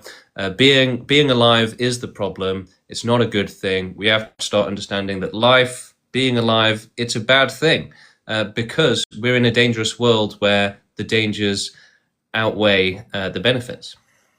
Well, by that logic, surely you should be praising a lion eating its young by ending their suffering early. Well, no, because that still causes suffering, right? It's a lot better if there is no suffering. I know, but your logic and your no, absolutely not. No, that's what we want to abolish, not to praise. I know, but just hear me out. You said, sorry? No, I'm not going to praise, a lion cub or any other animal suffering. But what I was meaning earlier was how it's ironic, or what I would perceive as ironic, is that for you to stop something or someone from potential suffering, you are going to end their life in a way that could be which imposes suffering. But doctors do this, veterinarians do this, right? And it doesn't impose suffering. It prevents the suffering. It stops it. So yeah, but the thing is, you're coming from an angle of wanting to forcefully administer this without the consent of people who don't conceive to your idea. But that's the only way. So if consent violations are your problem, this is the only way to prevent more consent violations. Okay, so let's say in 200 years' time, all the animals are gone. James Jr., who's taken on this view, comes up to me and says, I don't like the fact that you suffer, meaning me. So would you like to come on this chair and have a peaceful euthanasia? I say no. What happens then? Yeah, so we wouldn't make it optional or voluntary. You can't ask life to, take its own life. It's cruel to do that. So, in the same way that we would just euthanize the animals, we would do that for all life, for any life which is incapable of making responsible decisions. Okay, and so you would forcefully do that? Yeah, if you can't make responsible decisions, then someone else has to do it for you. No, I can though. I would be a functioning human, handsome human being. Yeah, but humans can't make responsible decisions. No, but we can though. We can. Look You're around. assuming that Look people- around the world. Look around the world. Humans definitely can't make responsible decisions. I know, but you're generalizing. I can Yeah. agree with you. Yeah, I am. Trust me, I can agree with you that the majority of people are fucking stupid. But I think I'm intelligent. James, I think you are as well. I would not expect to impose any of my what one could possibly call radical views, especially if you're forcing me to end my own life. Well, again, we wouldn't ask you to do that to yourself. I'm starting to think this is satire now. I don't think this is real. Well, no, the thing is, right? Only total extinction will totally end suffering, right? If you still have life going, then you haven't done anything. I think you're winding me up. I think this is your platform now, isn't it? Well, think about it. If you don't have total extinction, life will keep reproducing, and the suffering will just carry on, right? I know, but this is just. Do you not think this is completely irrational? And it's not. It's well, not no. It's about fighting for every last victim, right? It's something that can never be done, and you know that. Well, no, it's quite ironic because if you don't think that this is not doable, then that makes you one of the stupid people. You think you can forcefully tell people to be euthanized 8.6 billion people. You think that's possible, yes or no, James? Well, yeah, absolutely. Yeah, but I'm not going to bite to it because I know this is satire and you're trying to get people. Well, no, it's a multi-generational. I'm smiling at how stupid you are. It's a multi-generational movement, so we don't expect to carry this out tomorrow night or anything. Okay. But the abolition of all suffering isn't an idea that's going anywhere. Their suffering will never end, and we'll never stop fighting for them and their safety, right? Despite people like you trying to laugh about suffering. No, I'm not laughing at the suffering. I'm laughing at your ideology of trying to forcefully take the lives of 8.6 billion people. But those lives are going to be taken anyway, right? By who? By life. Yes, eventually. So when and then more deaths will happen. They'll produce another generation who will have a horrible death as well. But before that death, they'll produce another generation. So the suffering will keep going on. The cruelty will keep going on. Mm-hmm. And you think it's a ridiculous idea that we shouldn't have extreme suffering. But actually, it's the best idea. It's actually the best idea that we shouldn't have extreme suffering. And smart, empathetic people will fight for that. Will fight for what's right, which is a suffering-free world, knowing that it is more than possible and that we have all the time in the world to achieve it. Now, we were having a good debate earlier, and I was actually respecting this conversation. But you've just all right. You're done. You're done. You're out of here, buddy. You're out. Your ego is, you don't have any counter arguments, so now you're just throwing insults, right? That's it. You're cooked and served, bitch. All right, let's get back to the queue. Let's see who's waiting. All right, Jordan, are you still in the queue? No. Right, the queue is currently empty. So anyone else who wants to come up and debate, now's your chance. Let's hear your questions. Let's hear your counter-arguments. Ideally, a counter-argument. That's what we're looking for. This clown here, he didn't have a counter-argument. So if you can use logic and actually debate properly, let's hear it. Let's do it. Let's see if you can do better than the last guest who failed so miserably. All right, bringing on Lee. Hello, Lee. How you doing? Hi, how are you? Good, thank you. So my only problem, first I was interested in what you had to say, But my thing is like, now it don't make any sense. Like you're basically everything that you're talking about, you're basically becoming that all over. How's You're that? continuing suffering How? because you're trying to find out a way to take out animals, kids.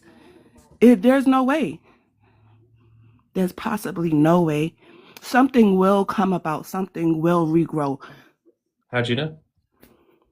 Because that's just how physics is. But if we listen to people like you, then we would never try I to, you know, tried to listen to you. if Like I we said, at listen first to I was people like with you, you. Lee, then we would never try to prevent child abuse or animal abuse, right? So we should never listen to people like that who say, oh, you know, it's impossible. Don't try to help these children. You can't do it, right? Never listen to these idiots. Never listen to people who say we can't help anyone. We shouldn't work towards a better world. Don't listen to those clowns. They're just too stupid, too selfish to care, basically. So they like a terrible world. They enjoy this terrible world, and they don't want anyone to try and fix it. They enjoy the unfairness. They enjoy, you know, the fact that you can go and abuse people and get away with it. So they don't like the idea of equality or fairness or prevention of suffering, safety for life. They hate that. The idea of life being safe, it makes them feel sick. You know, the idea of there being no suffering makes them feel sick because they thrive on it. They love it. They find it quite literally beautiful. All right, let's see who's next. Let's get up David. We're bringing up David. David, how you doing? Hello, mate. I've just got one question. Go for it. So you may be morally correct or correct in any way, but realistically, most of the world isn't going to agree to go extinct. So how are you going to overcome that? Yeah, but you know, there's always been resistance against societal change. You know, against abolishing slavery. People were saying, "Oh, you'll never abolish slavery, so don't even bother." Right? And they did, because the people that cared about the sufferers knew that they had to fight for it, right? It's not some optional thing. The abolition of suffering isn't just going to go away and people are going to forget that suffering is bad and that we should, you know, do something about it. It's only going to get stronger, right? So society has been trending towards progress, trending towards more ethics and morality. You know, you've got movements, you've got, you know, DEI, woke agenda, all this stuff, right? So this is where it's trending towards. And the abolition of all suffering is the logical conclusion. You have vegans trying to abolish a tiny, tiny amount of farmed animal suffering, whereas they don't care about humans or wild animals. You've got, you know, other movements that only care about one group. So, but no, that's wrong. By only saying this suffering is wrong, you're saying all the other suffering is acceptable.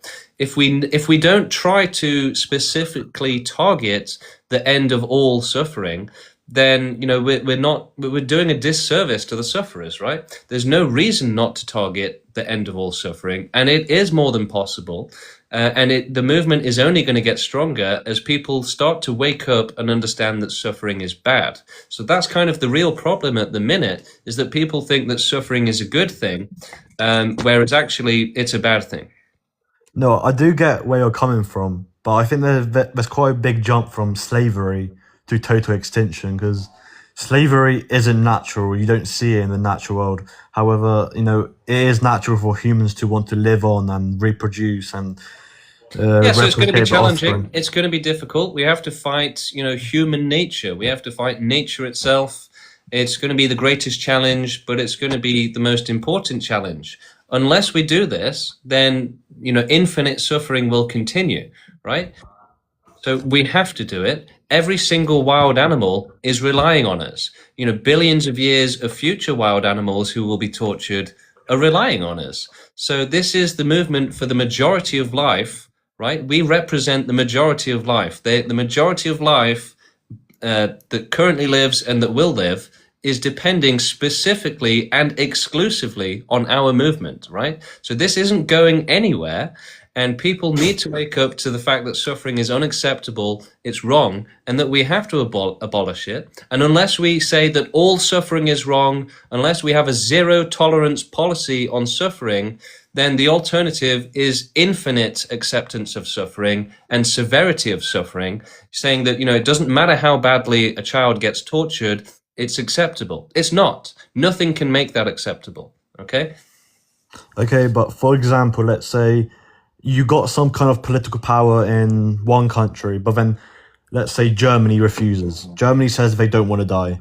What would you do? Would you force them physically to go under extinction, or what would you do?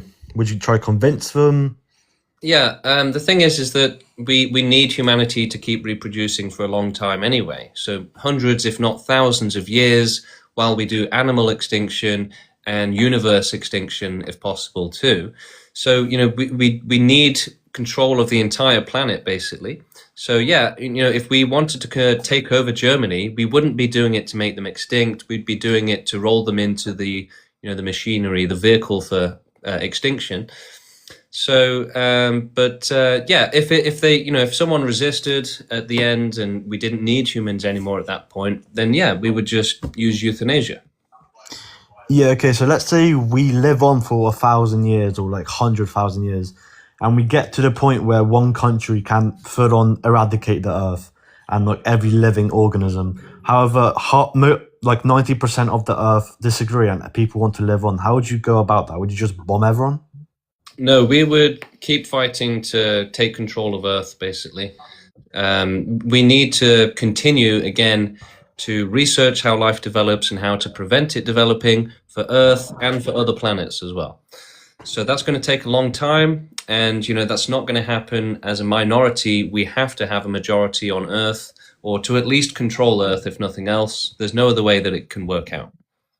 What about like microbacteria or like microorganisms that live in the ocean or in just really small places? How would you go about ending their suffering?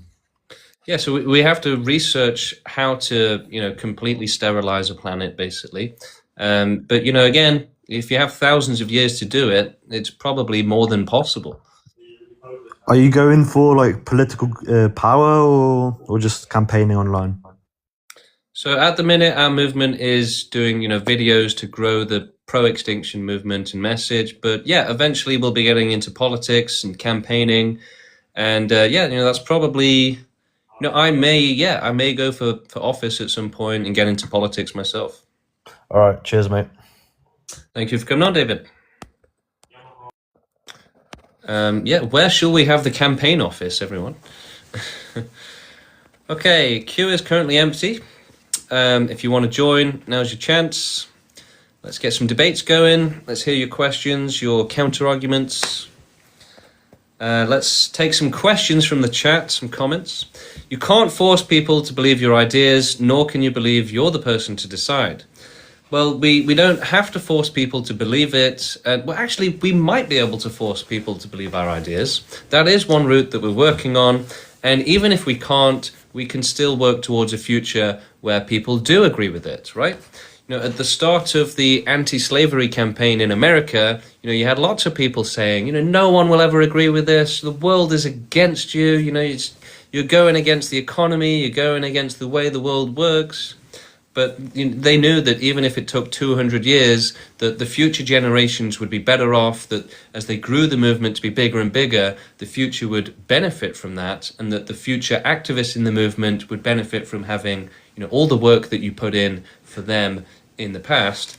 So that's how it works. And yeah, that's what activism is. It goes against the grain. It goes against oppression. And oppression in this world is always the government for now. All right. Hello, how's it going? How come you just don't go fast, mate?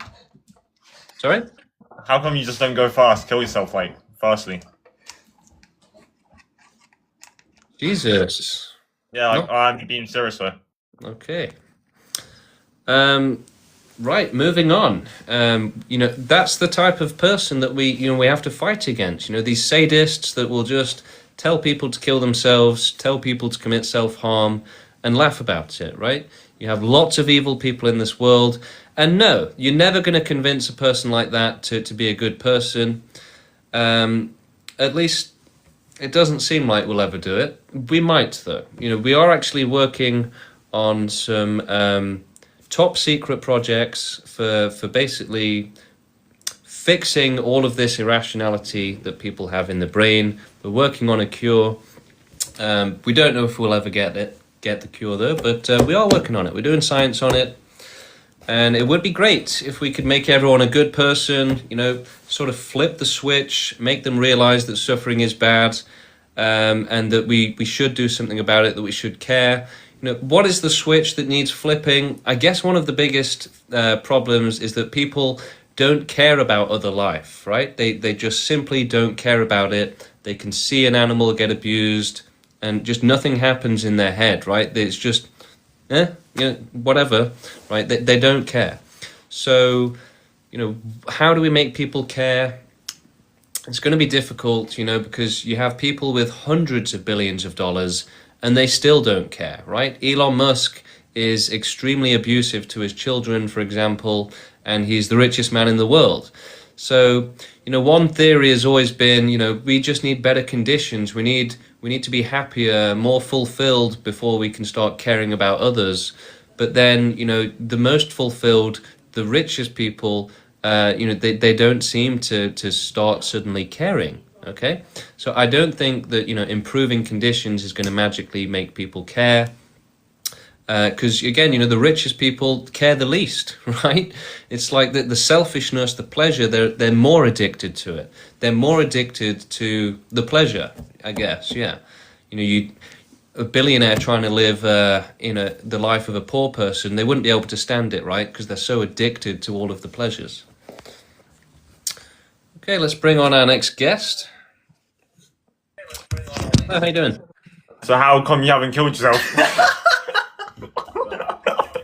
Well, you see, that wouldn't benefit our movement, right? That would be counterproductive, right? The thing is, extinction isn't going to be caused by individual acts, okay? So not having a child, that does nothing towards extinction. You know, unaliving yourself, that does nothing towards extinction, okay? Because life just goes on.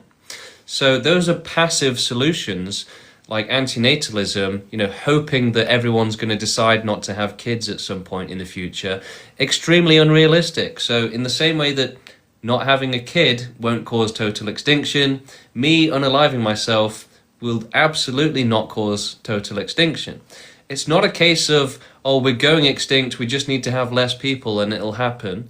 No, that will never happen, okay? There will always be enough resources on this planet for humans to keep having kids, like always. And they will. And in fact, that's exactly how evolution works, and survival of the fittest, it's survival of the most willing and capable to reproduce. Hello, how you doing? Hello. I'm doing good, and you?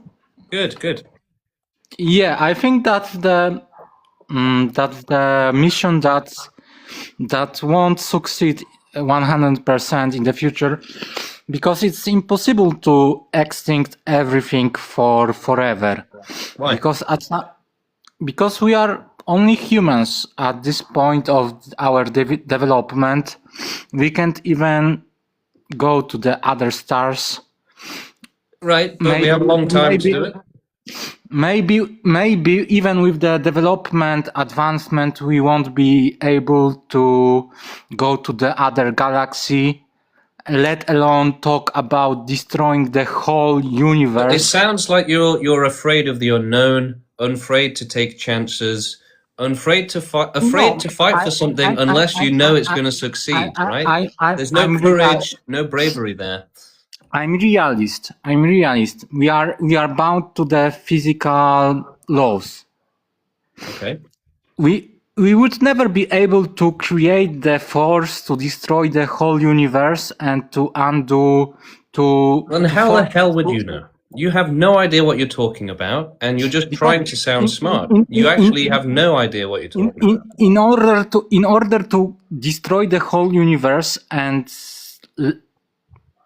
not allow it to create from itself once again, you would have to create the same amount of force or even more than the whole universe. You can say we in sometimes 5 million from now we will have this technology, but how are you sure about that? Maybe we'll Like come I to said, some war. there's no courage or bravery in only fighting for something that has 100% victory, right? Imagine if during World War II they said, right, we need some soldiers, come on, we need some help, and they said, well, there's a chance that we'll lose this war, and therefore I'm not going to fight for it. That soldier would have been executed on the spot for saying something so stupid. Nah, he would be thrown to the jail at first. It was okay. Right. So, the world has never had 100% certainty for anything. I think you have some right in your mission, but it's impossible mission. No. Animal extinction on Earth is not impossible. On Earth, but the universe is not only on Earth. But we're not only advocating for the universe. We're also advocating for animal extinction on Earth. It's about doing as much as possible, and that starts with animals on Earth. So that's very possible. And it would be stupid to say otherwise. Okay, but it would be stupid to start with animals on Earth without a plan, the great plan to extinct everything. It would just. So let me get this straight. You don't think we should help any sufferers? We should just not prevent their suffering.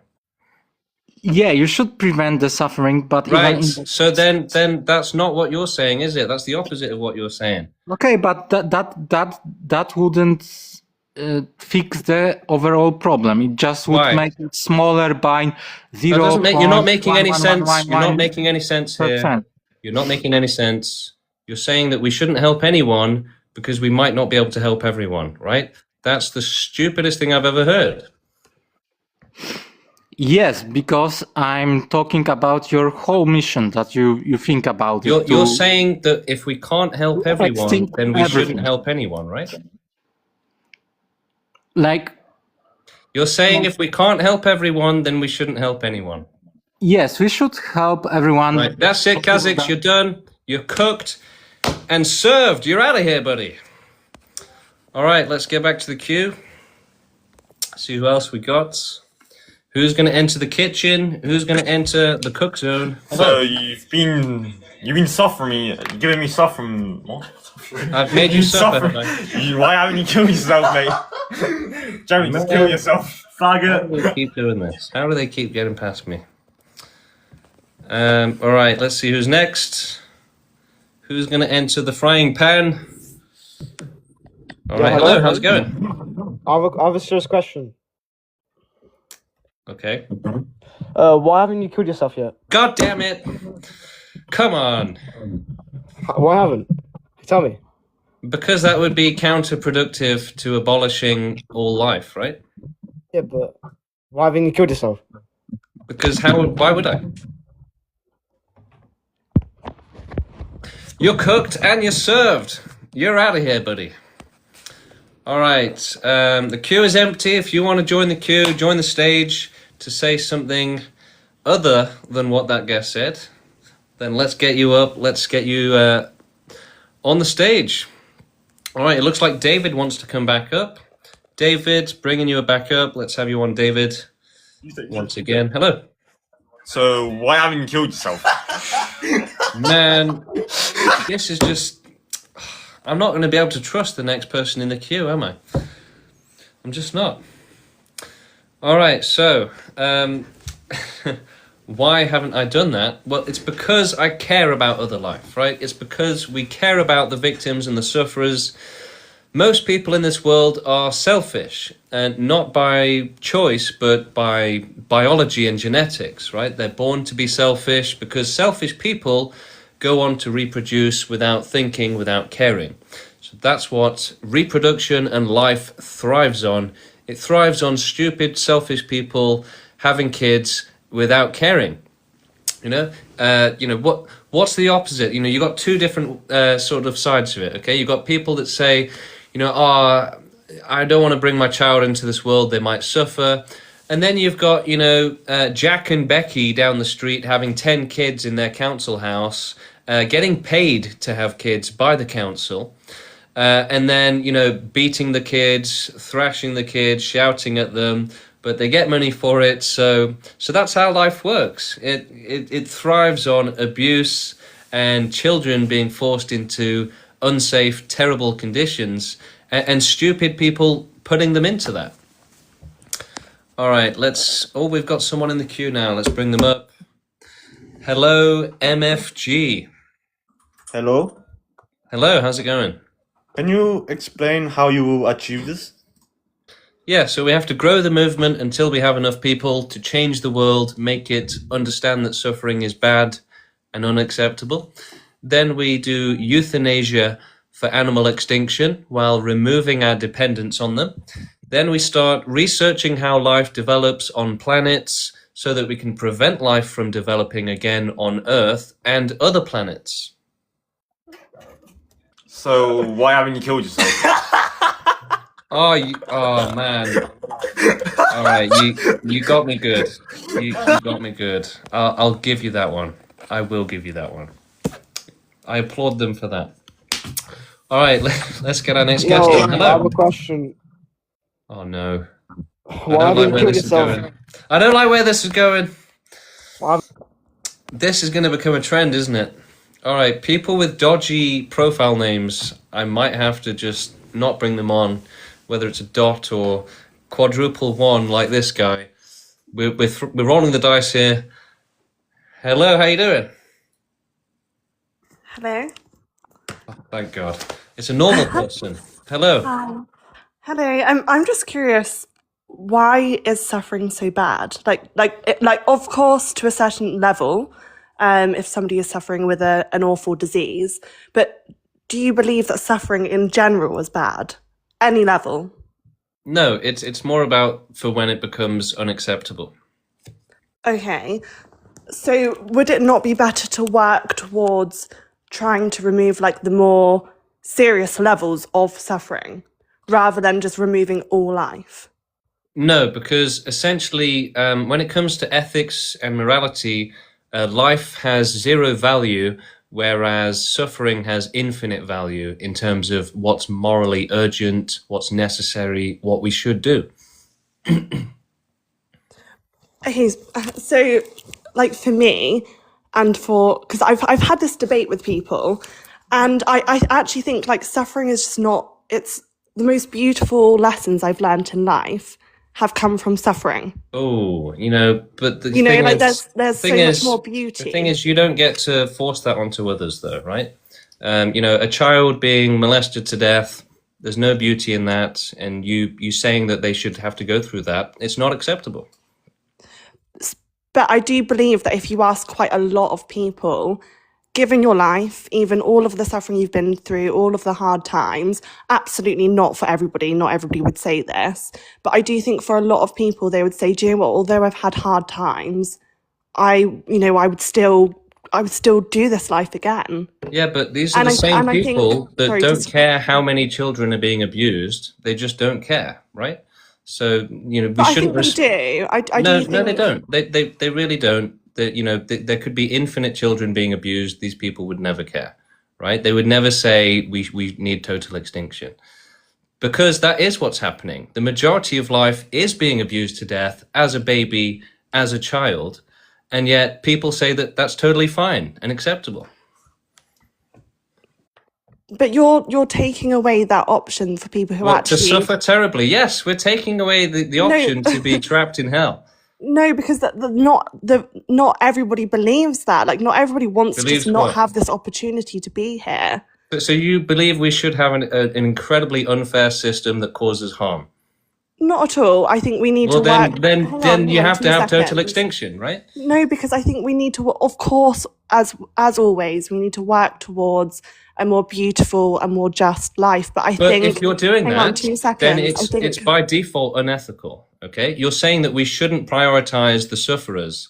So if you don't prioritize the sufferers, it's by default immoral and unethical. Okay, you're saying that we should never care about them enough to actually prioritize them. I've never said we should never care about them. Well, that's what you just said. You said we should just focus on the pleasures, focus on, painting, and forget the sufferers. So I didn't say that, so I don't think it's fair to say. But without okay. total extinction, right, life will always be born into danger and, you know, unsafe conditions. So that's the problem, and that's not acceptable. Not everybody wishes that they were never born. You know, Right, actually, there's quite a lot. Hang on, but 2 even one is seconds. too many. You know, Hang it's on, just cruel. two. Even Okay. one is too many. They don't deserve that. Okay, so I'm curious, what circumstances would you believe that life is okay and acceptable? Like no circumstance, or like, please describe what circumstance would be good and acceptable in your opinion. Safe conditions. Okay. Which is 100% chance of not having a bad life. Okay, and give me like an example, like, of not having a bad life. Are you referring to no disease, no like physical abuse, or like what like describe what that would look like? So 100% chance of having a good life would mean that, you know, there's zero chance of failure. You would have to basically have omniscience, basically have magic and omnipotence, right? You know, if I have a child right now, I can't guarantee that they won't be trapped in the life of hell. But if I don't have them, I can guarantee that. And that's more important. Okay, but if you're living in a life where there's no chance of failure, any small thing that went wrong would feel catastrophic. So let's say you live in this bubble, okay, where everything is perfect. Your neighbours, your house, your life, your health. But what's the alternative? Look, I was just saying this to the stream. Hang on, please, These can you sick just let me talk, because I'm listening to you. No, you're done. These sick people, they want an unfair world, right? They want a world where children are being abused, where animals are being eaten alive and suffering terribly, because they think it's more fun, right? That's what she was saying, and we don't need to hear any more of that disgusting bullshit, right? That's all she was saying is, you know, if there's no children suffering, then, you know, there's no meaning to life. If there's no children being molested to death, then there's no meaning to life. Well, fuck off with your meaning, and fuck off some more when you get there. All right, let's bring on our next guest. Bringing them up, we've got a German coming on. Hello, if I am not from America, can I still join the movement? Yeah. Why haven't you killed yourself, mate? Oh, man. You know what? At least they're asking some useful questions that can help us spread some information to the rest of the stream. So they're not all that bad, like that woman. Hello. Hello. So why haven't you killed yourself, mate? How are you doing this? All right. Who's next? All right, the queue is technically empty right now. So if you want to come on, have a debate, now's your chance, ask some questions. But if you're going to come on and say that children should be abused so that we can have fun, then you will get cooked, right? You will be bitch slapped for saying something so stupid like that. You know, that woman that came on, wow, she was truly insane, right? She was saying we should let children suffer. It's fun, right? It creates a more beautiful world. Child abuse, animal abuse, it creates a more interesting world, and their suffer helps me to grow. She was literally saying that, you know, this child abuse helps her to grow, so it's a good thing. What an incredibly disgusting person. And let's hope that they never have children, because they would probably start dating a pedophile so that that pedophile can help their children grow with some suffering. All right, let's see who we've got next. We're bringing on Ragdoll. Hopefully not a troll this time, but maybe. Hello. Right, if I'm black, can I still join the movement? Also kill you? Yes, you can. I don't know how they're doing this. They're getting too good at this. All right, queue is currently empty. Let's get some more people up and on the stage. Shallow Lagtan is saying, how would you do it? So we do it by euthanasia. We wouldn't use sterilization because that doesn't solve the problem of being alive. Being alive is the problem. So solving that as fast as we can provides safety as fast as possible. So life shouldn't exist. Life is in danger. All life does is cause suffering and trap innocents into lives of hell. There's nothing that can possibly justify that, and saying that children should be tortured to death so that it makes a more beautiful world is truly only what a supervillain or that stupid bitch woman would say, right? We need more children suffering for a more beautiful world. How can you not realize that you sound like a sadistic demon when you say that? Right? Okay. Right, the queue is truly starving to death today, just like lots of children and animals are right now.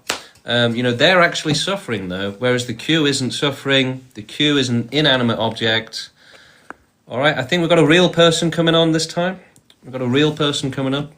Let's get excited. Demon. Hello. Hello there. I am also anti-life. I believe that it causes harm. I'm also an anti-natalist. But how do we go about doing that if people want to live? Why should we be taking away their autonomy? So that they don't take away anyone else's autonomy, and so that they don't suffer themselves. Okay. Yeah, I'm in agreement. Okay, that's all I wanted to say. Great, thank you for coming up. But you should know as well that antinatalism is technically bad for extinction because it's opting out instead of fighting the system. All it does is save your child, doesn't save anyone else's child, and it doesn't save animals. So, antinatalism is about just hoping and praying that people will stop having kids at some point. Does nothing if they never decide that. It leaves it wide open, right? But extinctionism is saying, no, we shouldn't give people the choice to carry on living. We shouldn't give them the choice to have kids. Life is a bad thing. Life tricks animals and humans into thinking that life is okay, that suffering is okay, the risk of suffering is okay. So we can't trust humans to make responsible decisions. We can't trust them not to have kids, and we also can't trust them. We can't trust life to be fair to these humans. So you have people that they still want to live, they don't want extinction, but they should still be made extinct by force because they don't understand, right? The whole point is that life in this world is incapable of making responsible decisions. But the responsible decision for myself and for every extinctionist is non-existent. We understand that even for ourselves, that on a personal level, we would prefer non-existence for ourselves because it means safety. That safety far outweighs the dangers in this world, the risks in this world. I don't want to be trapped in the life of hell, but it could happen to me today or tomorrow, anytime, right? So we understand that nothing makes up for that or comes close to making that worthwhile. Nothing makes that danger, that risk worthwhile, okay? But it's only by warping our minds into being animalistic and irrational that nature and evolution has made us think that the risk is, something to not even worry about, right? Don't even consider it. And so, yeah, the sort of status quo, the default way of thinking is don't focus on the negatives, right? But if you don't focus on the negatives, then guess what? You're going to get slapped, right? You're going to get trapped in a life of hell because you didn't think of the risks and the dangers. You didn't focus on them. And the same thing happens to children. Same thing happens to animals. It's all about, oh, you're being so negative, right? And then guess what? Your child gets born with like schizophrenia and commits suicide. Okay, was it a good thing that you caused that? No. Right? So you should have focused on the negatives, you irresponsible, crazy person. All right, let's get our next guest on. Bringing up our next guest now. Hello. So why haven't you killed yourself and gone to hell? Oh, man, you know what? The mom of three disguise, it worked. Well done. Credit where credit's due. Hello. Hey, how you doing? I'm good, how are you? Good, good. I had a question because I've been watching you, and you're saying that you want to find a way to pretty much eliminate the possibility of any life rising up.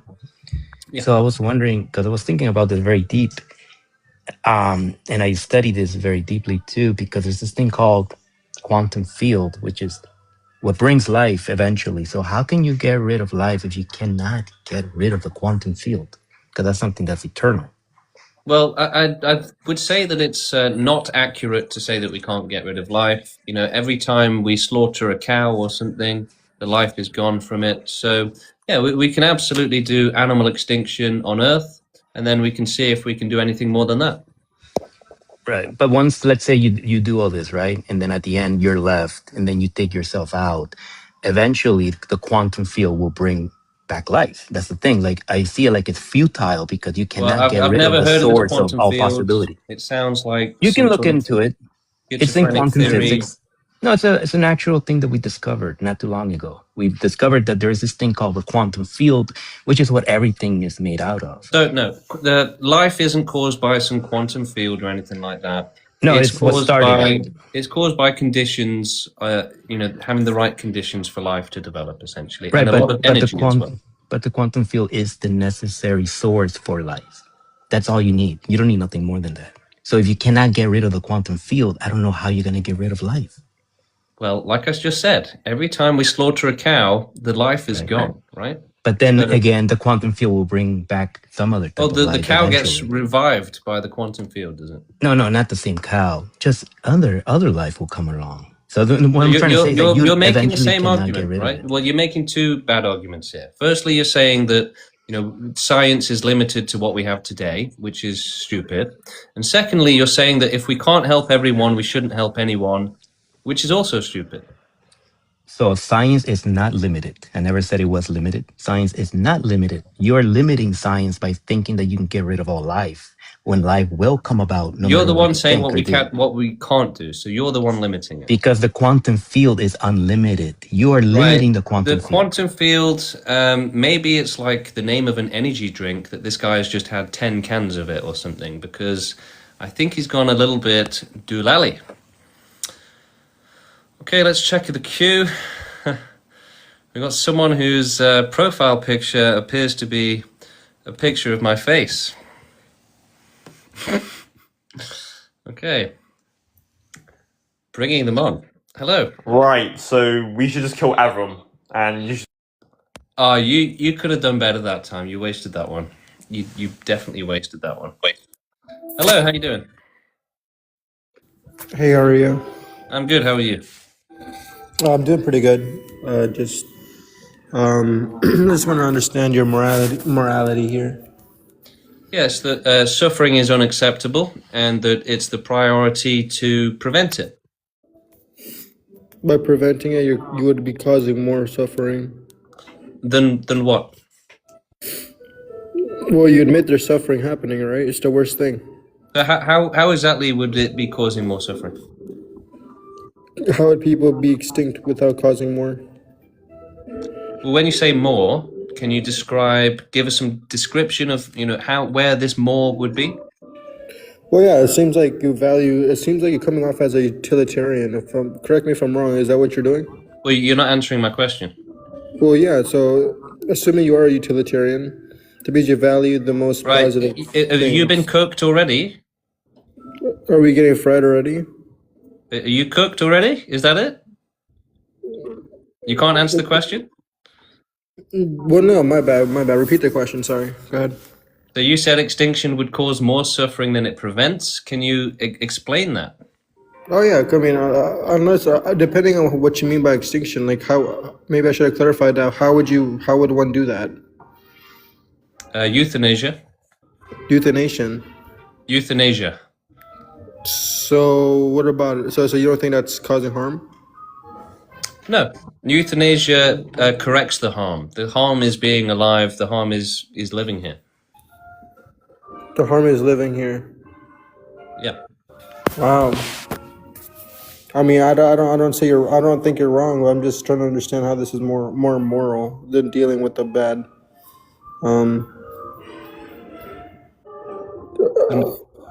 So you don't think infringing on positive potential would be a problem?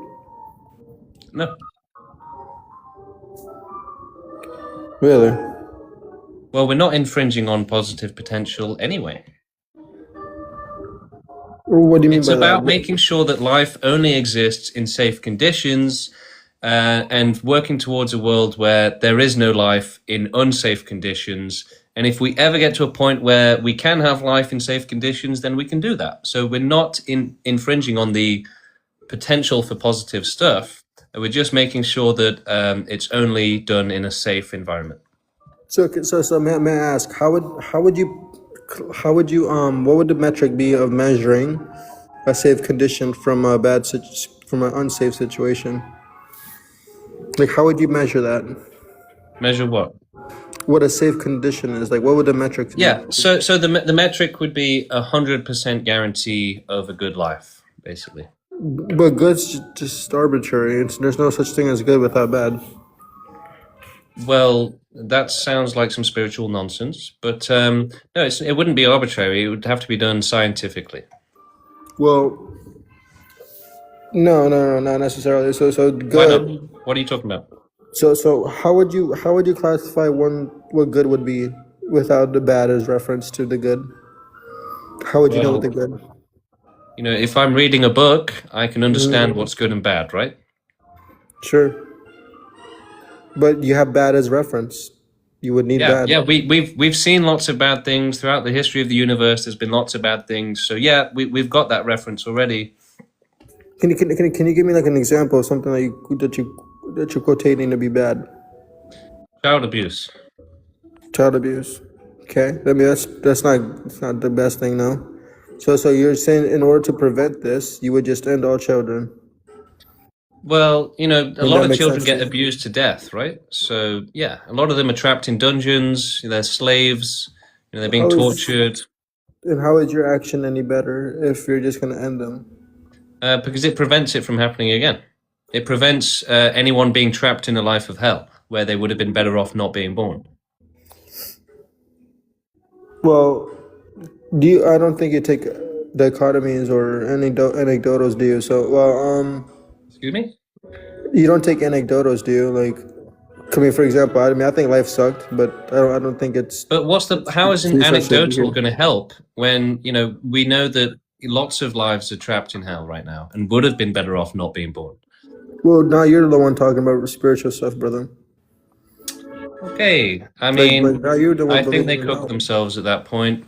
You know, just lightly crisped, you know, nothing too extreme, but I think it was going off. It should have been thrown away, put in the bin a few days ago. All right, let's bring up our next guest. We're getting some new people on. Got James. Ooh, hello? No. You messed up there because I could see from the numbers on the end of your username who you were. All right, looking into the queue, and it's looking a bit anemic. It's not looking great. We've got a troll. We've got one good person. We've got another troll. Another troll. We've got that crazy woman, and another troll. So let's start with Extinctionist Enjoyer. See if it's legit. Hello? Yo, why don't you kill yourself, nigga? Man, you know, it's a really good thing that has no, like, I don't get restricted for that. Thank God for that. All right, let's bring on Cash Money. We've had them on recently. Let's get them back on. Cash Money. Hello. Hello. How you doing? Good. So, you're an atheist, right? Yeah.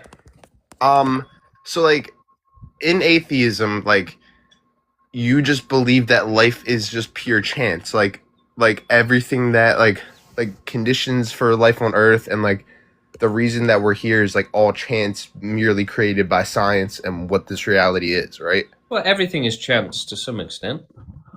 Yeah, and like that's been one of my main like thinking points is like did this all get created in the first place? Like, how is the conditions of life so perfect for us to arise in the first place? Like, why would why, if there is a higher power, why the fuck would they want this to be created like this in the first place, you know? And then if there isn't, if I'm an atheist, then I'm just an extinctionist. Like, I really don't believe in anything. I don't really have a belief, I would say. I would probably say I'm a agnostic. Okay. So, Well, and look, then I'll even if a god did make this world, we should still fight against it, right?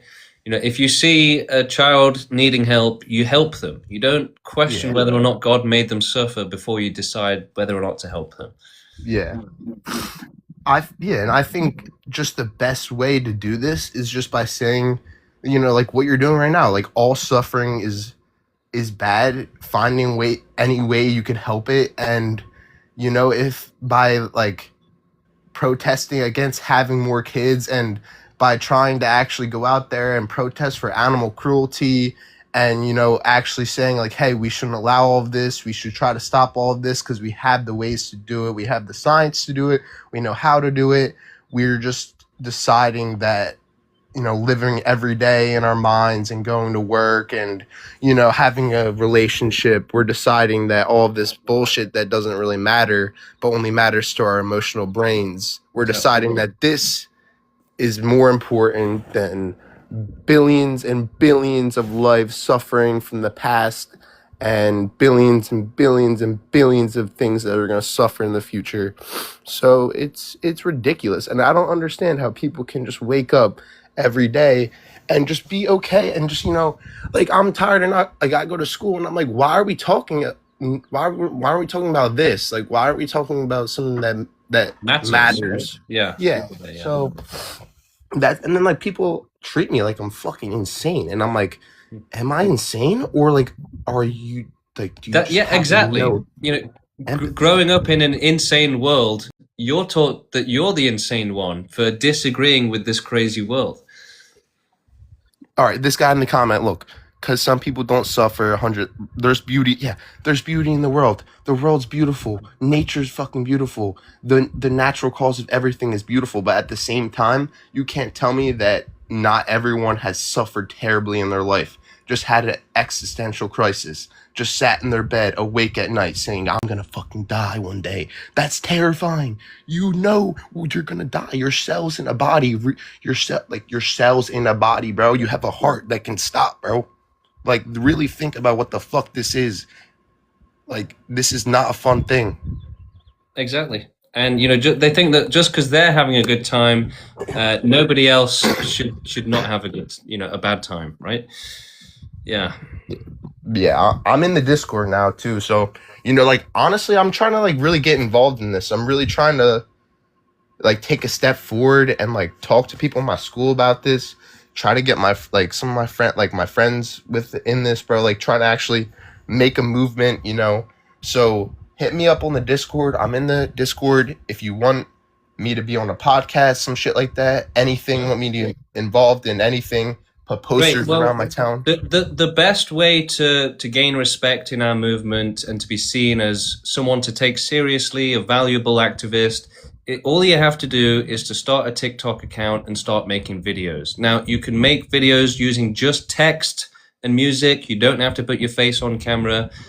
But it is better if you do put your face on camera. But if you just start making some videos saying, you know, we have to do total extinction, join the movement at proextinction.com, something like that, that's the first step. You start doing that and I'll take you seriously. People will take you seriously. If you're not doing that, the basic activism, which all of our activists are doing, every single one of our activists is making videos because it's the only, you know, effective form of activism.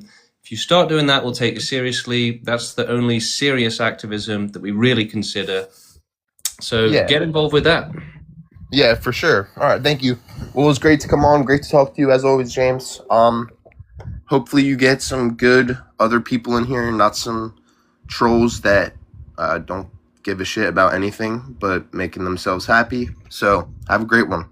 Thank you, Cash Money, for coming on. Yeah, I don't know if you've done an introduction in our Discord yet, but write one about yourself if you haven't yet. Check out our Discord server for everyone. You know, the link is at the bottom of the page on the website. Come and say hello. Come and do activism with us. Join the movement and help us work towards abolishing all suffering. Right, let's get back to the queue. Let's get some new people on. That girl that we mentioned, the girl troll, she's left the queue, so she's ghosted the queue. Let's see who else we've got in the meantime. We've got Camille again. Camille coming back on. Hello. Right, so why haven't you killed yourself, you nigger? Man, I need to learn their names that they're using.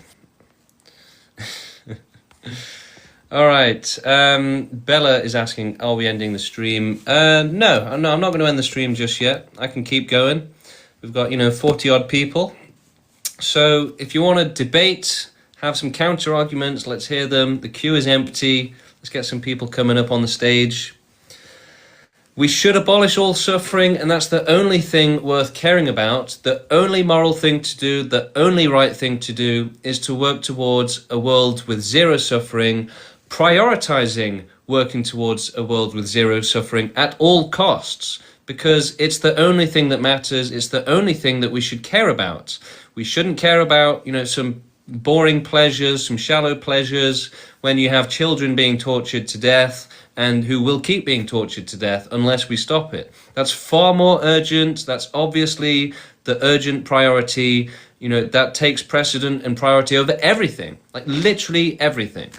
There is nothing more important than protecting children from being tortured. There's nothing. Like, you can't name a single thing.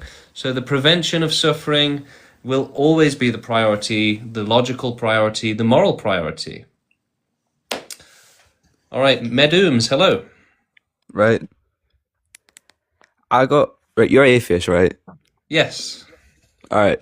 So do you believe in objective morality? Yes. How?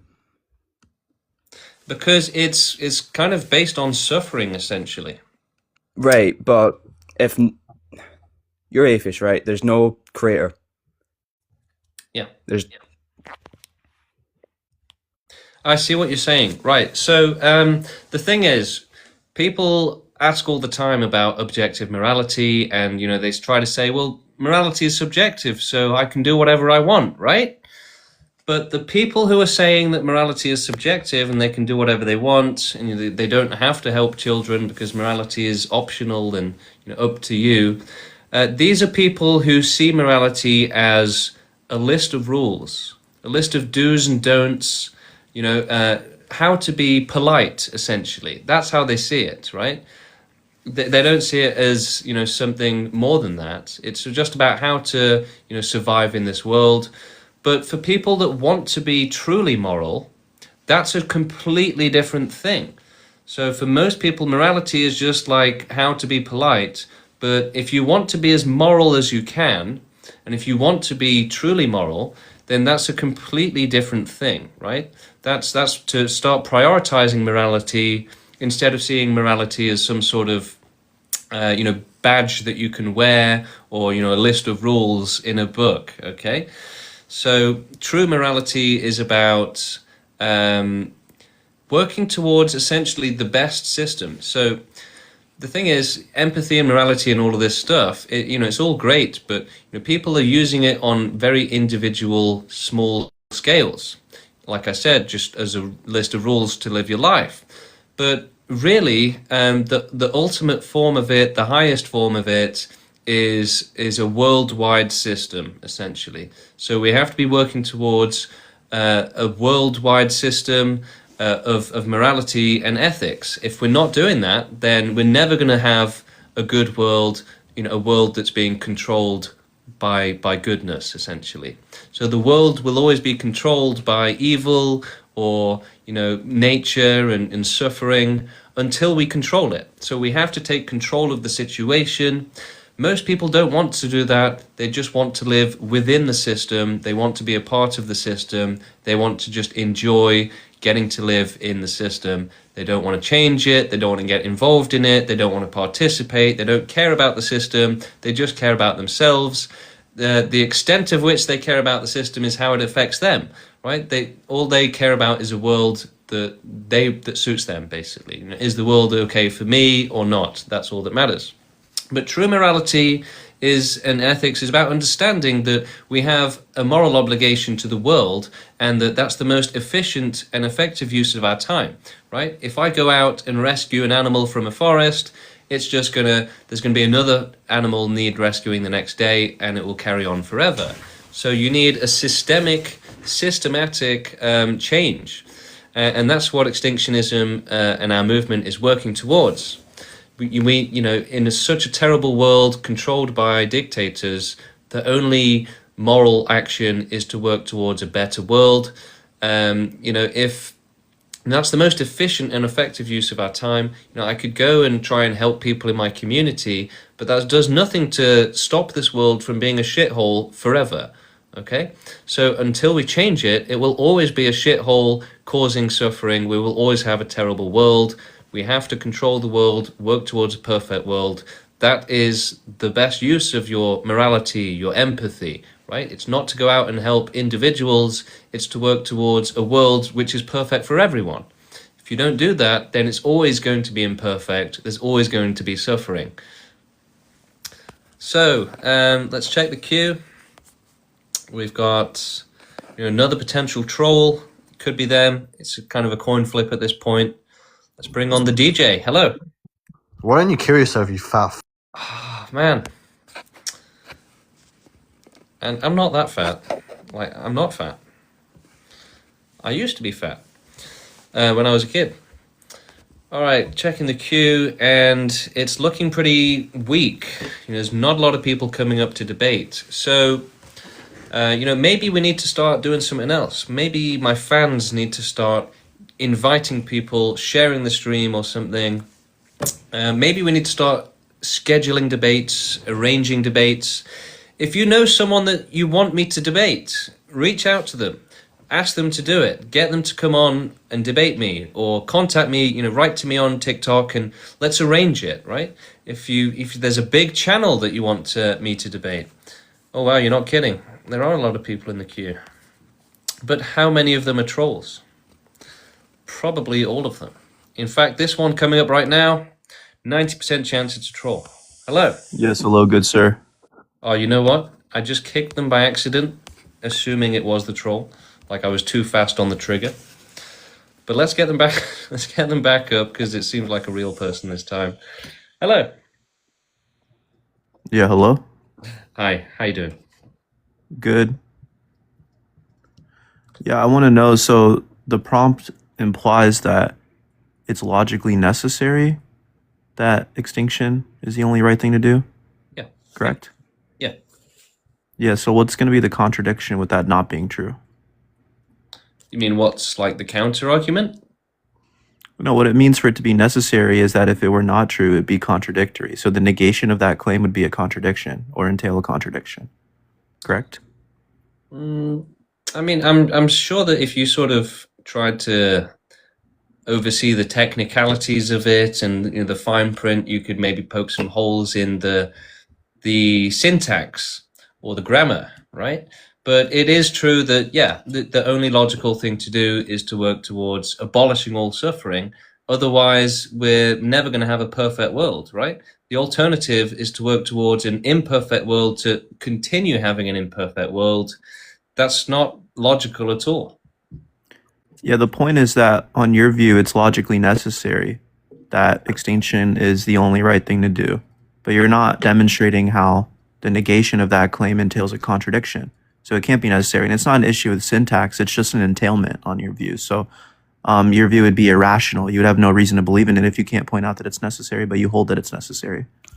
Yeah, like I say, if you really deep dive into the syntax and stuff, you could maybe find some holes with it and a way to improve the language. But that doesn't really matter as much. We're not really appealing to people who are grammar Nazis, basically.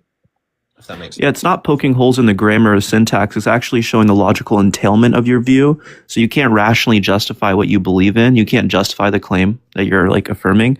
So you're a slow boy, right? You have no reason to believe what you're saying. And you should internalize the fact that you're a low IQ midwit. Well, they didn't give me a chance to cook them, so they cooked themselves and left. I didn't kick them. They left before I could rebut, right? Because they were scared. All right, the queue is completely empty now. So we are still waiting for people to join. And we're probably going to have to end the queue soon at this rate. I can see that the troll has joined the queue under the name Philip. I got you. I can see what you're doing. All right, so yes, there are a few requests, but unfortunately, the queue itself glitches out, and a lot of the people in the queue do apparently seem to be trolls for some reason.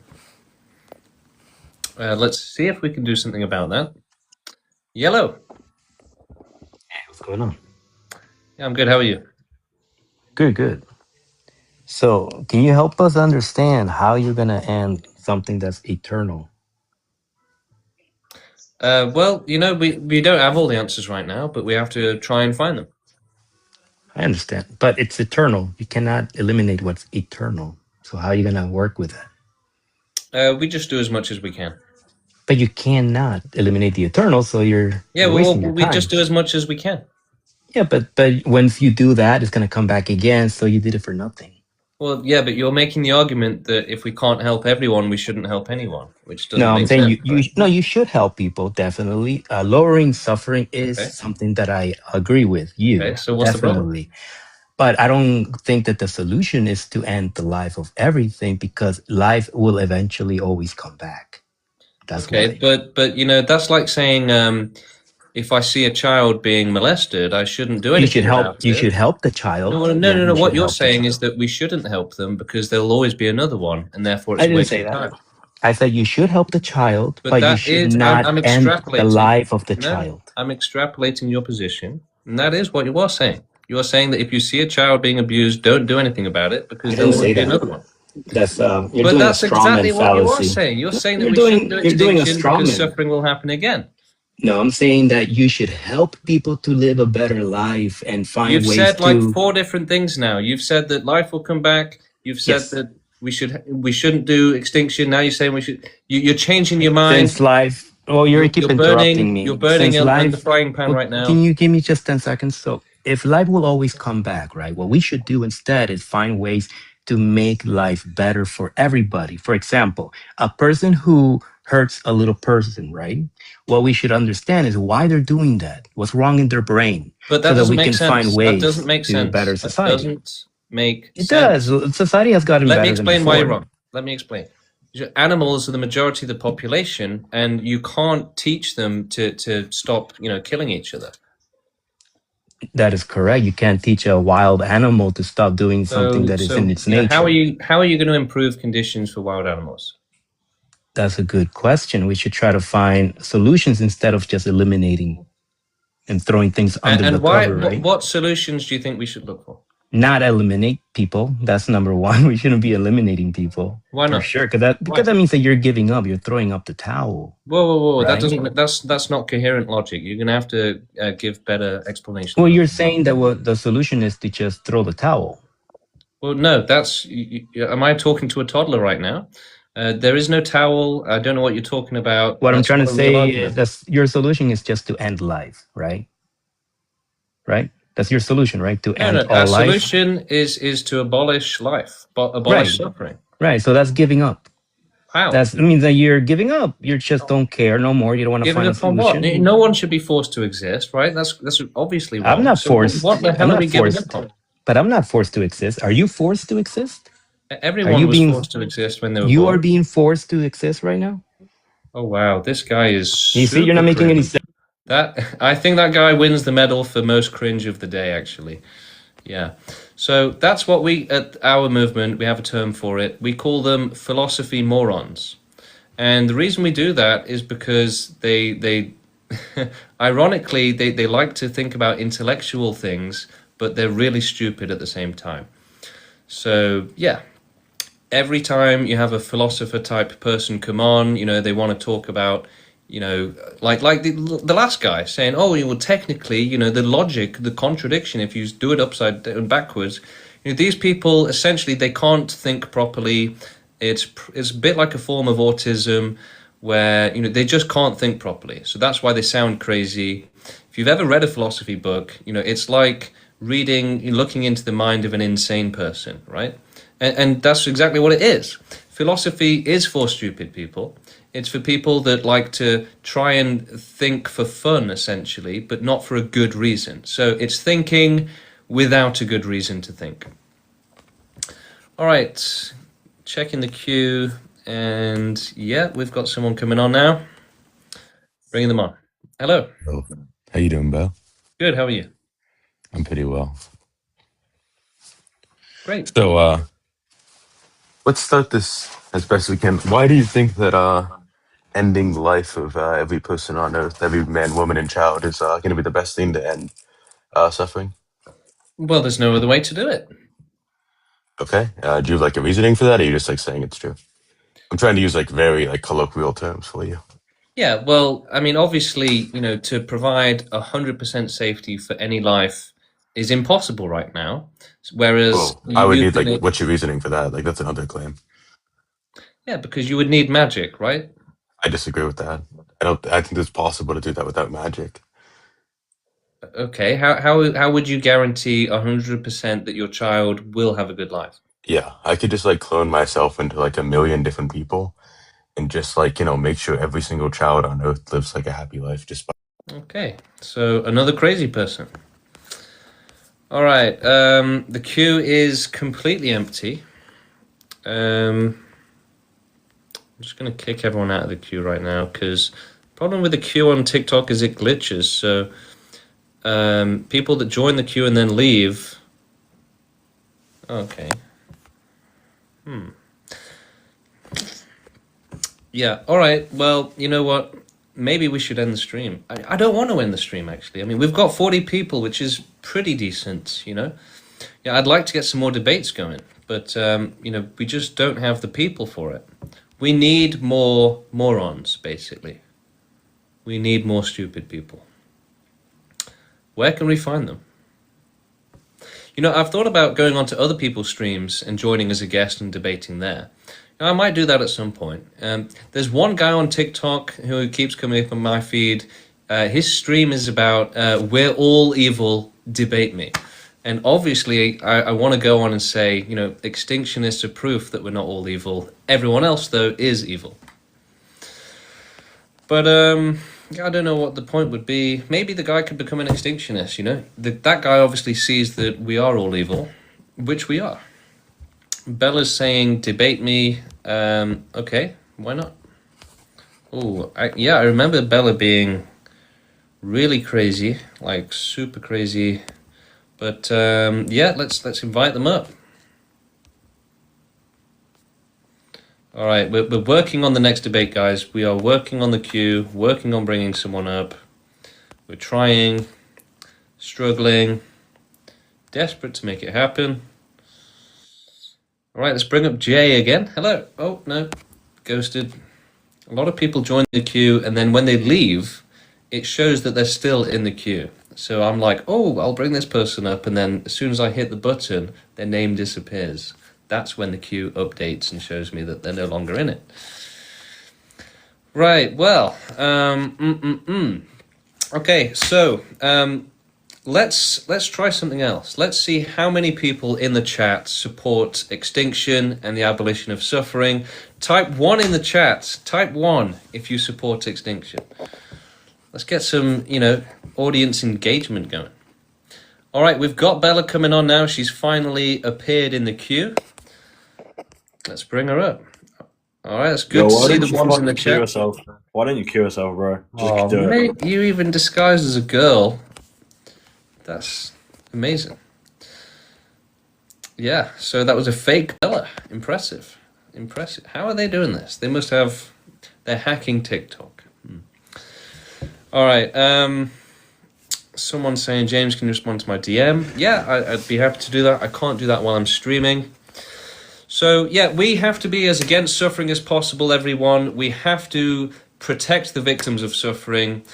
The only correct thing in this world is to understand that this world is terrible, life is being forced into it, and that every life would benefit from not being forced into it. No life should be forced into this world ever, and every time it happens, they're being put in absurd levels of danger. The danger of the worst thing possible, right? You're being put in danger of literally the worst things possible. And, the worst possible is obviously being trapped in a life of hell. And that's what we're doing. That's what we're trapping people in. And we think it's okay. Yo, I have a question. Why do you kill yourself? Man, see, a lot of people ask me, James, do you not get upset with all of these haters? They're saying horrible things to you. And they say, oh, I wouldn't be able to do that with all the haters. I couldn't do it. But I don't know if I can block them, Alex. I think they're changing account.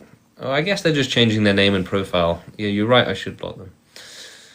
But no, all of these haters saying, you start with yourself and everything. I just don't take them seriously for even a second. They're obviously very angry people. They're, confused people. And really, I see them as like children, basically. So, why would I take them seriously? All right, hello, how you doing? Hello. Hello. Hey, how you doing? Yeah, I'm good. So I wanted to. Could I talk about like your philosophical claim about philosophy being Yeah, sure. like? So you said that philosophy is useless, right? And is just like mental masturbation or whatever. Yeah. So you do realize that like philosophy, a lot of the times, especially back in like ancient Greece and stuff, was used to improve people's lives instead of like just academic, like how you think of it today. Yeah, no, it can be and it should be. But most of philosophy isn't about that. It's about just thinking of crazy concepts and then trying to see if they're coherent or not. It's just for fun, really. It has no impact on the real world. I don't know, maybe modern philosophies, but ancient philosophy, I disagree with that claim. Also, no, what were you gonna say? Go on. Just that, all of those philosophies were pro-life and about how to, think differently and live better, maybe, but none of them, said that suffering is unacceptable or that forcing someone into a life of hell is wrong. But the thing is, though, they justified their positions, though, because the thing is, with like ethics, especially in ancient philosophies, their ethics was derived from how they viewed reality. Like their ethics derived from metaphysics, right? So they like had a grounding for that instead of it just being like claims with no foundation to it. So I think like I would say that philosophy has been spinning its wheels for a very long time, and that real logic and philosophy should focus on quality of life, the world, how to improve the world, not just hopelessly abstract things that never have any real effect. I mean, conceptual schemes, for example, by Kant, right? That's something that I don't see how it has any bearing on the real world, basically. No, I agree with that. I think those kind of philosophies less like practical. I don't think they're as useful. But and also I wanted to address like the movement again, right? Yeah. So the thing is, with the whole movement is like reliant on like one thing, like the foundation is suffering is bad in itself, right? That claim. So yeah. What I'm saying is, I feel like it needs a better justification of why suffering is bad in itself instead of it being. Obviously, I'm not saying child rape or anything is good. Okay, I'm not saying I support that. I'm not trying to say like I agree with that, but I'm just saying, like the movement. It's kind of some advice you could take on it as well. I'm not. This isn't me trying to like disagree with it or like say it's wrong, but me just trying to give advice. Basically, I think it would be more helpful if the claim suffering is bad in itself was more justified and like had a better description of it. Because on the website, when I went on it, it didn't really have like it has a section about suffering, obviously, but why suffering is bad in itself, it didn't really explain that. Yeah, I mean, it's like it's kind of obvious, right? For a child being molested to death, that's obviously bad for them, right? And if it's bad for them, then that means that it is objectively bad because it's bad for them, therefore it is bad. But the thing is, though, when you say bad for them, right? There's a few ways you could say it's bad for them, right? So one of them obviously being like they're gonna die, so that's bad if you think death is bad. Another one being it's painful, if you're in pain, that's bad. Another one being like obviously Yeah, those two or three things mainly, right? But the thing is, if someone doesn't view that, if someone views a person doing the harm as bad, and they put the evil, they say the person doing the torturing is evil, not the suffering that comes from that. Then how would you defend that? Because the thing is, that's like you can prove that we suffer when you suffer, you get tortured. It's painful, right? But The thing pain is, to might say not. that a child being abused is a bad thing is truly as simple as saying that 1 + 1 = 2. Yeah, okay, right? yeah. The situation is a bad thing, but the suffering in that situation is different from the situation itself. That's what I'm trying to say. How it like I feel like the movement would be better if you had a Well, more look, justified explanation. nothing is bad without suffering, right?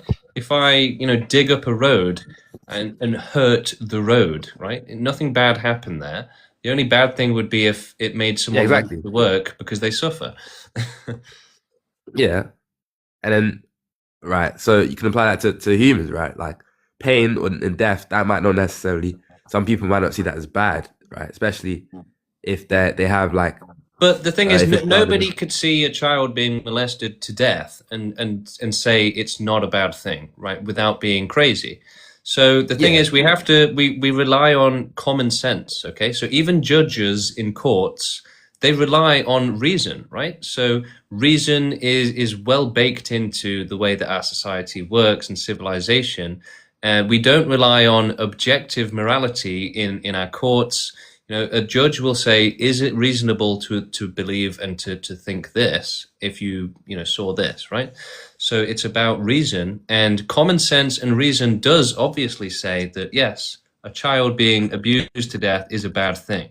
Yeah, It's there's a very distinction though between there's a distinction I'd say between the suffering and the situation itself, right? It's different. I feel like obviously suffering is bad in itself is your main proposition of the movement, but the situation, the child being tortured, that's bad, right? That I'm not saying that's good. That's bad. But obviously it's only the bad suffering, because you have of to- the suffering. No. It's bad because of the person. There's nothing that doing the makes it bad independent of the suffering. Yeah, the person who's igniting that suffering, who's torturing the baby, is bad, not the suffering that comes from that. That's what I'm trying to say. That's what. Well, no, I that feel doesn't like make you- sense. The suffering, It bad does. things don't need a criminal, right? If a rock falls out the sky and hits me, I don't say Yeah. that rock was a bad rock. I'll say it was bad that happened. Well, some people would say it's not bad in itself. It's not the best thing that happened, but it's not bad in itself. It's not good. Right, but this is a useless argument. It's philosophy moronism, which is let's have an argument over completely useless definitions and things like that have no bearing on anything. That's what philosophy is. It's a waste of time. I did philosophy at school, and it was a complete waste of time. I've always loved philosophy and logic, and my own philosophy and thinking on things, right?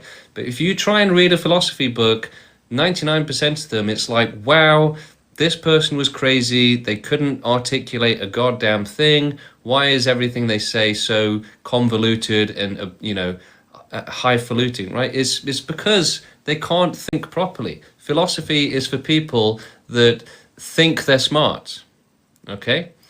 That's always what it's been about. It's for people who think they're smart and have fun with abstract concepts and trying to, see if they're coherent or not, even though they have no bearing on the real world. So philosophy is a waste of time. Trying to be, autistic almost about the level of certainty if the definition is correct and stuff. It's a waste of time. Okay, we don't need it. Your brain doesn't work properly if it needs to check, for objective morality and stuff before deciding if child abuse is bad.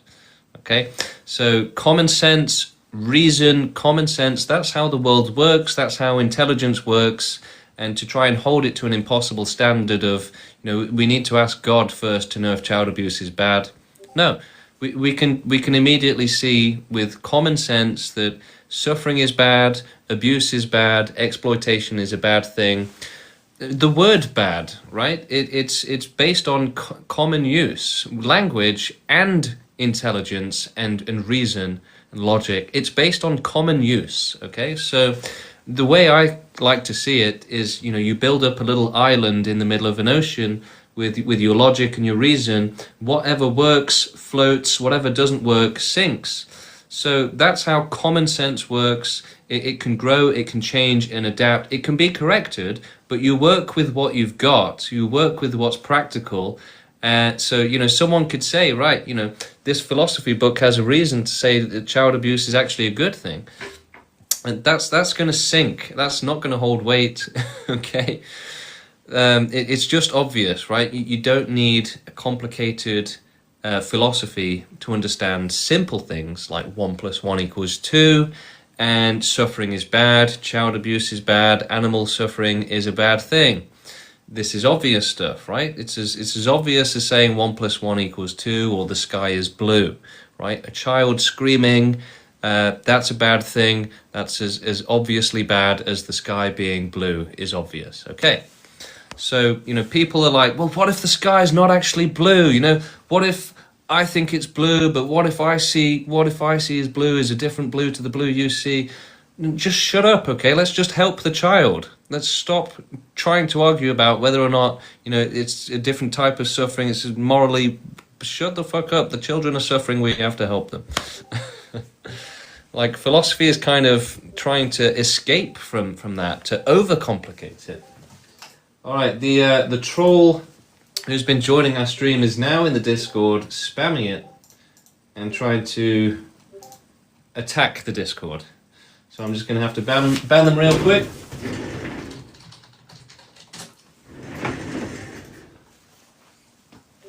And they're gone. Or are they? Oh, man. All right, the Discord is getting attacked, guys. Everyone, quick, join the Discord and help us defend it. Okay.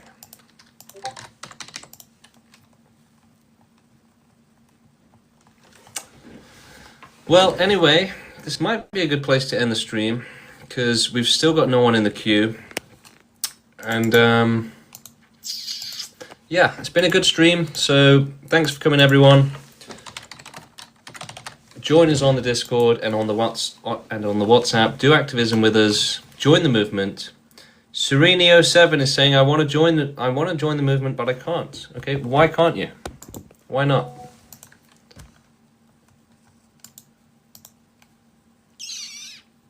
All right, they're still spamming the Discord. Man, these guys are organized. All right. Yeah, I'm going to end the stream here because I think we've done enough for today. Follow my channel. Message me directly on TikTok if you've got questions. Join the Discord, join the WhatsApp, join the movement and help us grow the movement. So everyone that wants to help end suffering, the best thing for you to do is to make a TikTok account or a page or adapt your existing one. Make it an extinctionism page. Put out videos. You can start with simple messaging and we'll help you do it. We'll help you work up to bigger and better activism, better messaging. If you want to start getting on camera and putting your face on videos and that gets more views, we can help you do it. We can train you. We can give you feedback. So join the movement, do activism with us. That's what it's about. I appreciate all of you following and listening. Keep doing that, but let's work towards starting to take action, okay? If you agree that life is bad, that suffering is unacceptable, then we have to do something about it. No one is doing anything about it, okay? The world is run by Trump and dictators. Nobody's got this, okay? We're the only ones that can do it. We have to do it. So we are the only people that understand this. So we have to take the action. No one else understands it. We have to do it. We have to take charge, lead forward, right? We have to start realizing that, we are just, normal people, but we're going to have to step up and take responsibility, do better, be more, okay? We have to start being responsible for the sufferers, help them, and take action. If we don't do it, no one will. So we need to start transitioning from inaction, being passive, to taking action. Grow the movement with us. Join our movement. Join our team. join the community. It's a great community to be a part of. We have banter, we have, in-jokes, we have memes, we're a great community, and it's growing every single day. And you can help us grow it and get more people on board by putting out videos, explaining that suffering is wrong, explaining that we can do something about it, that total extinction is the only solution, and that we can do it, and we should work towards it, and we are working towards it. So we just need more people. If you care about the victims and the sufferers who are being trapped in lives of hell, where they can't escape, the suffering doesn't stop, it keeps coming, they keep crying and screaming, then extinction is the only solution, okay? You can't even begin to improve conditions for wild animals. You can't stop them from eating each other. There is no solution for them. Only extinction helps, okay? And for life in general, there is no way to have 100% safety from a bad life. There's no way to guarantee that, right? There's literally no way to guarantee that your child won't be kidnapped, won't be taken to a dungeon, won't be born with brain cancer, won't get hit by a car and become disabled and have chronic pain, right? There's no way. You won't have extreme depression and commit suicide. So, we have to make it so that no one is born ever again. Otherwise, this suffering will keep happening, right? If we ever get to a point where there's 100% chance that you won't have a bad life, then that's different, okay? But we're not there, and it's not practical or sensible or logical to work towards creating magic that can guarantee a good life when this world is too difficult for that. Our biology is too complicated. The world is too complex. We don't live in a video game where you can just, change a few options and suddenly it's safe, okay? It really doesn't work like that. It's far too dangerous for life to exist here. So we can't just fix that. There's no way to fix that. How are you going to provide 100% safety for life? You would need magic, okay? So instead of working towards magic and heaven and omnipotence and becoming gods, which we can do as well, by the way, we support working towards improving, everything for humanity, but the priority has to be helping the victims to not suffer, to prevent their suffering. Okay, so that has to be the priority. Anything else is immoral and unethical. So their suffering will never end. It will never improve. Conditions for wild animals have never improved and never will. So only extinction is the answer. It's the only solution, the only way to help them, the only way to save them from a life of hell, extreme suffering, which almost all of them, if not all of them, are going through right now. Right, 99% of animals born in nature will die horrifically. Okay, you wouldn't want to experience that. And if we gave them true empathy and full empathy, then we would understand how horrifically bad and unacceptable those experiences are. All right, I am going to end the stream now. So thanks everyone, and we'll see you.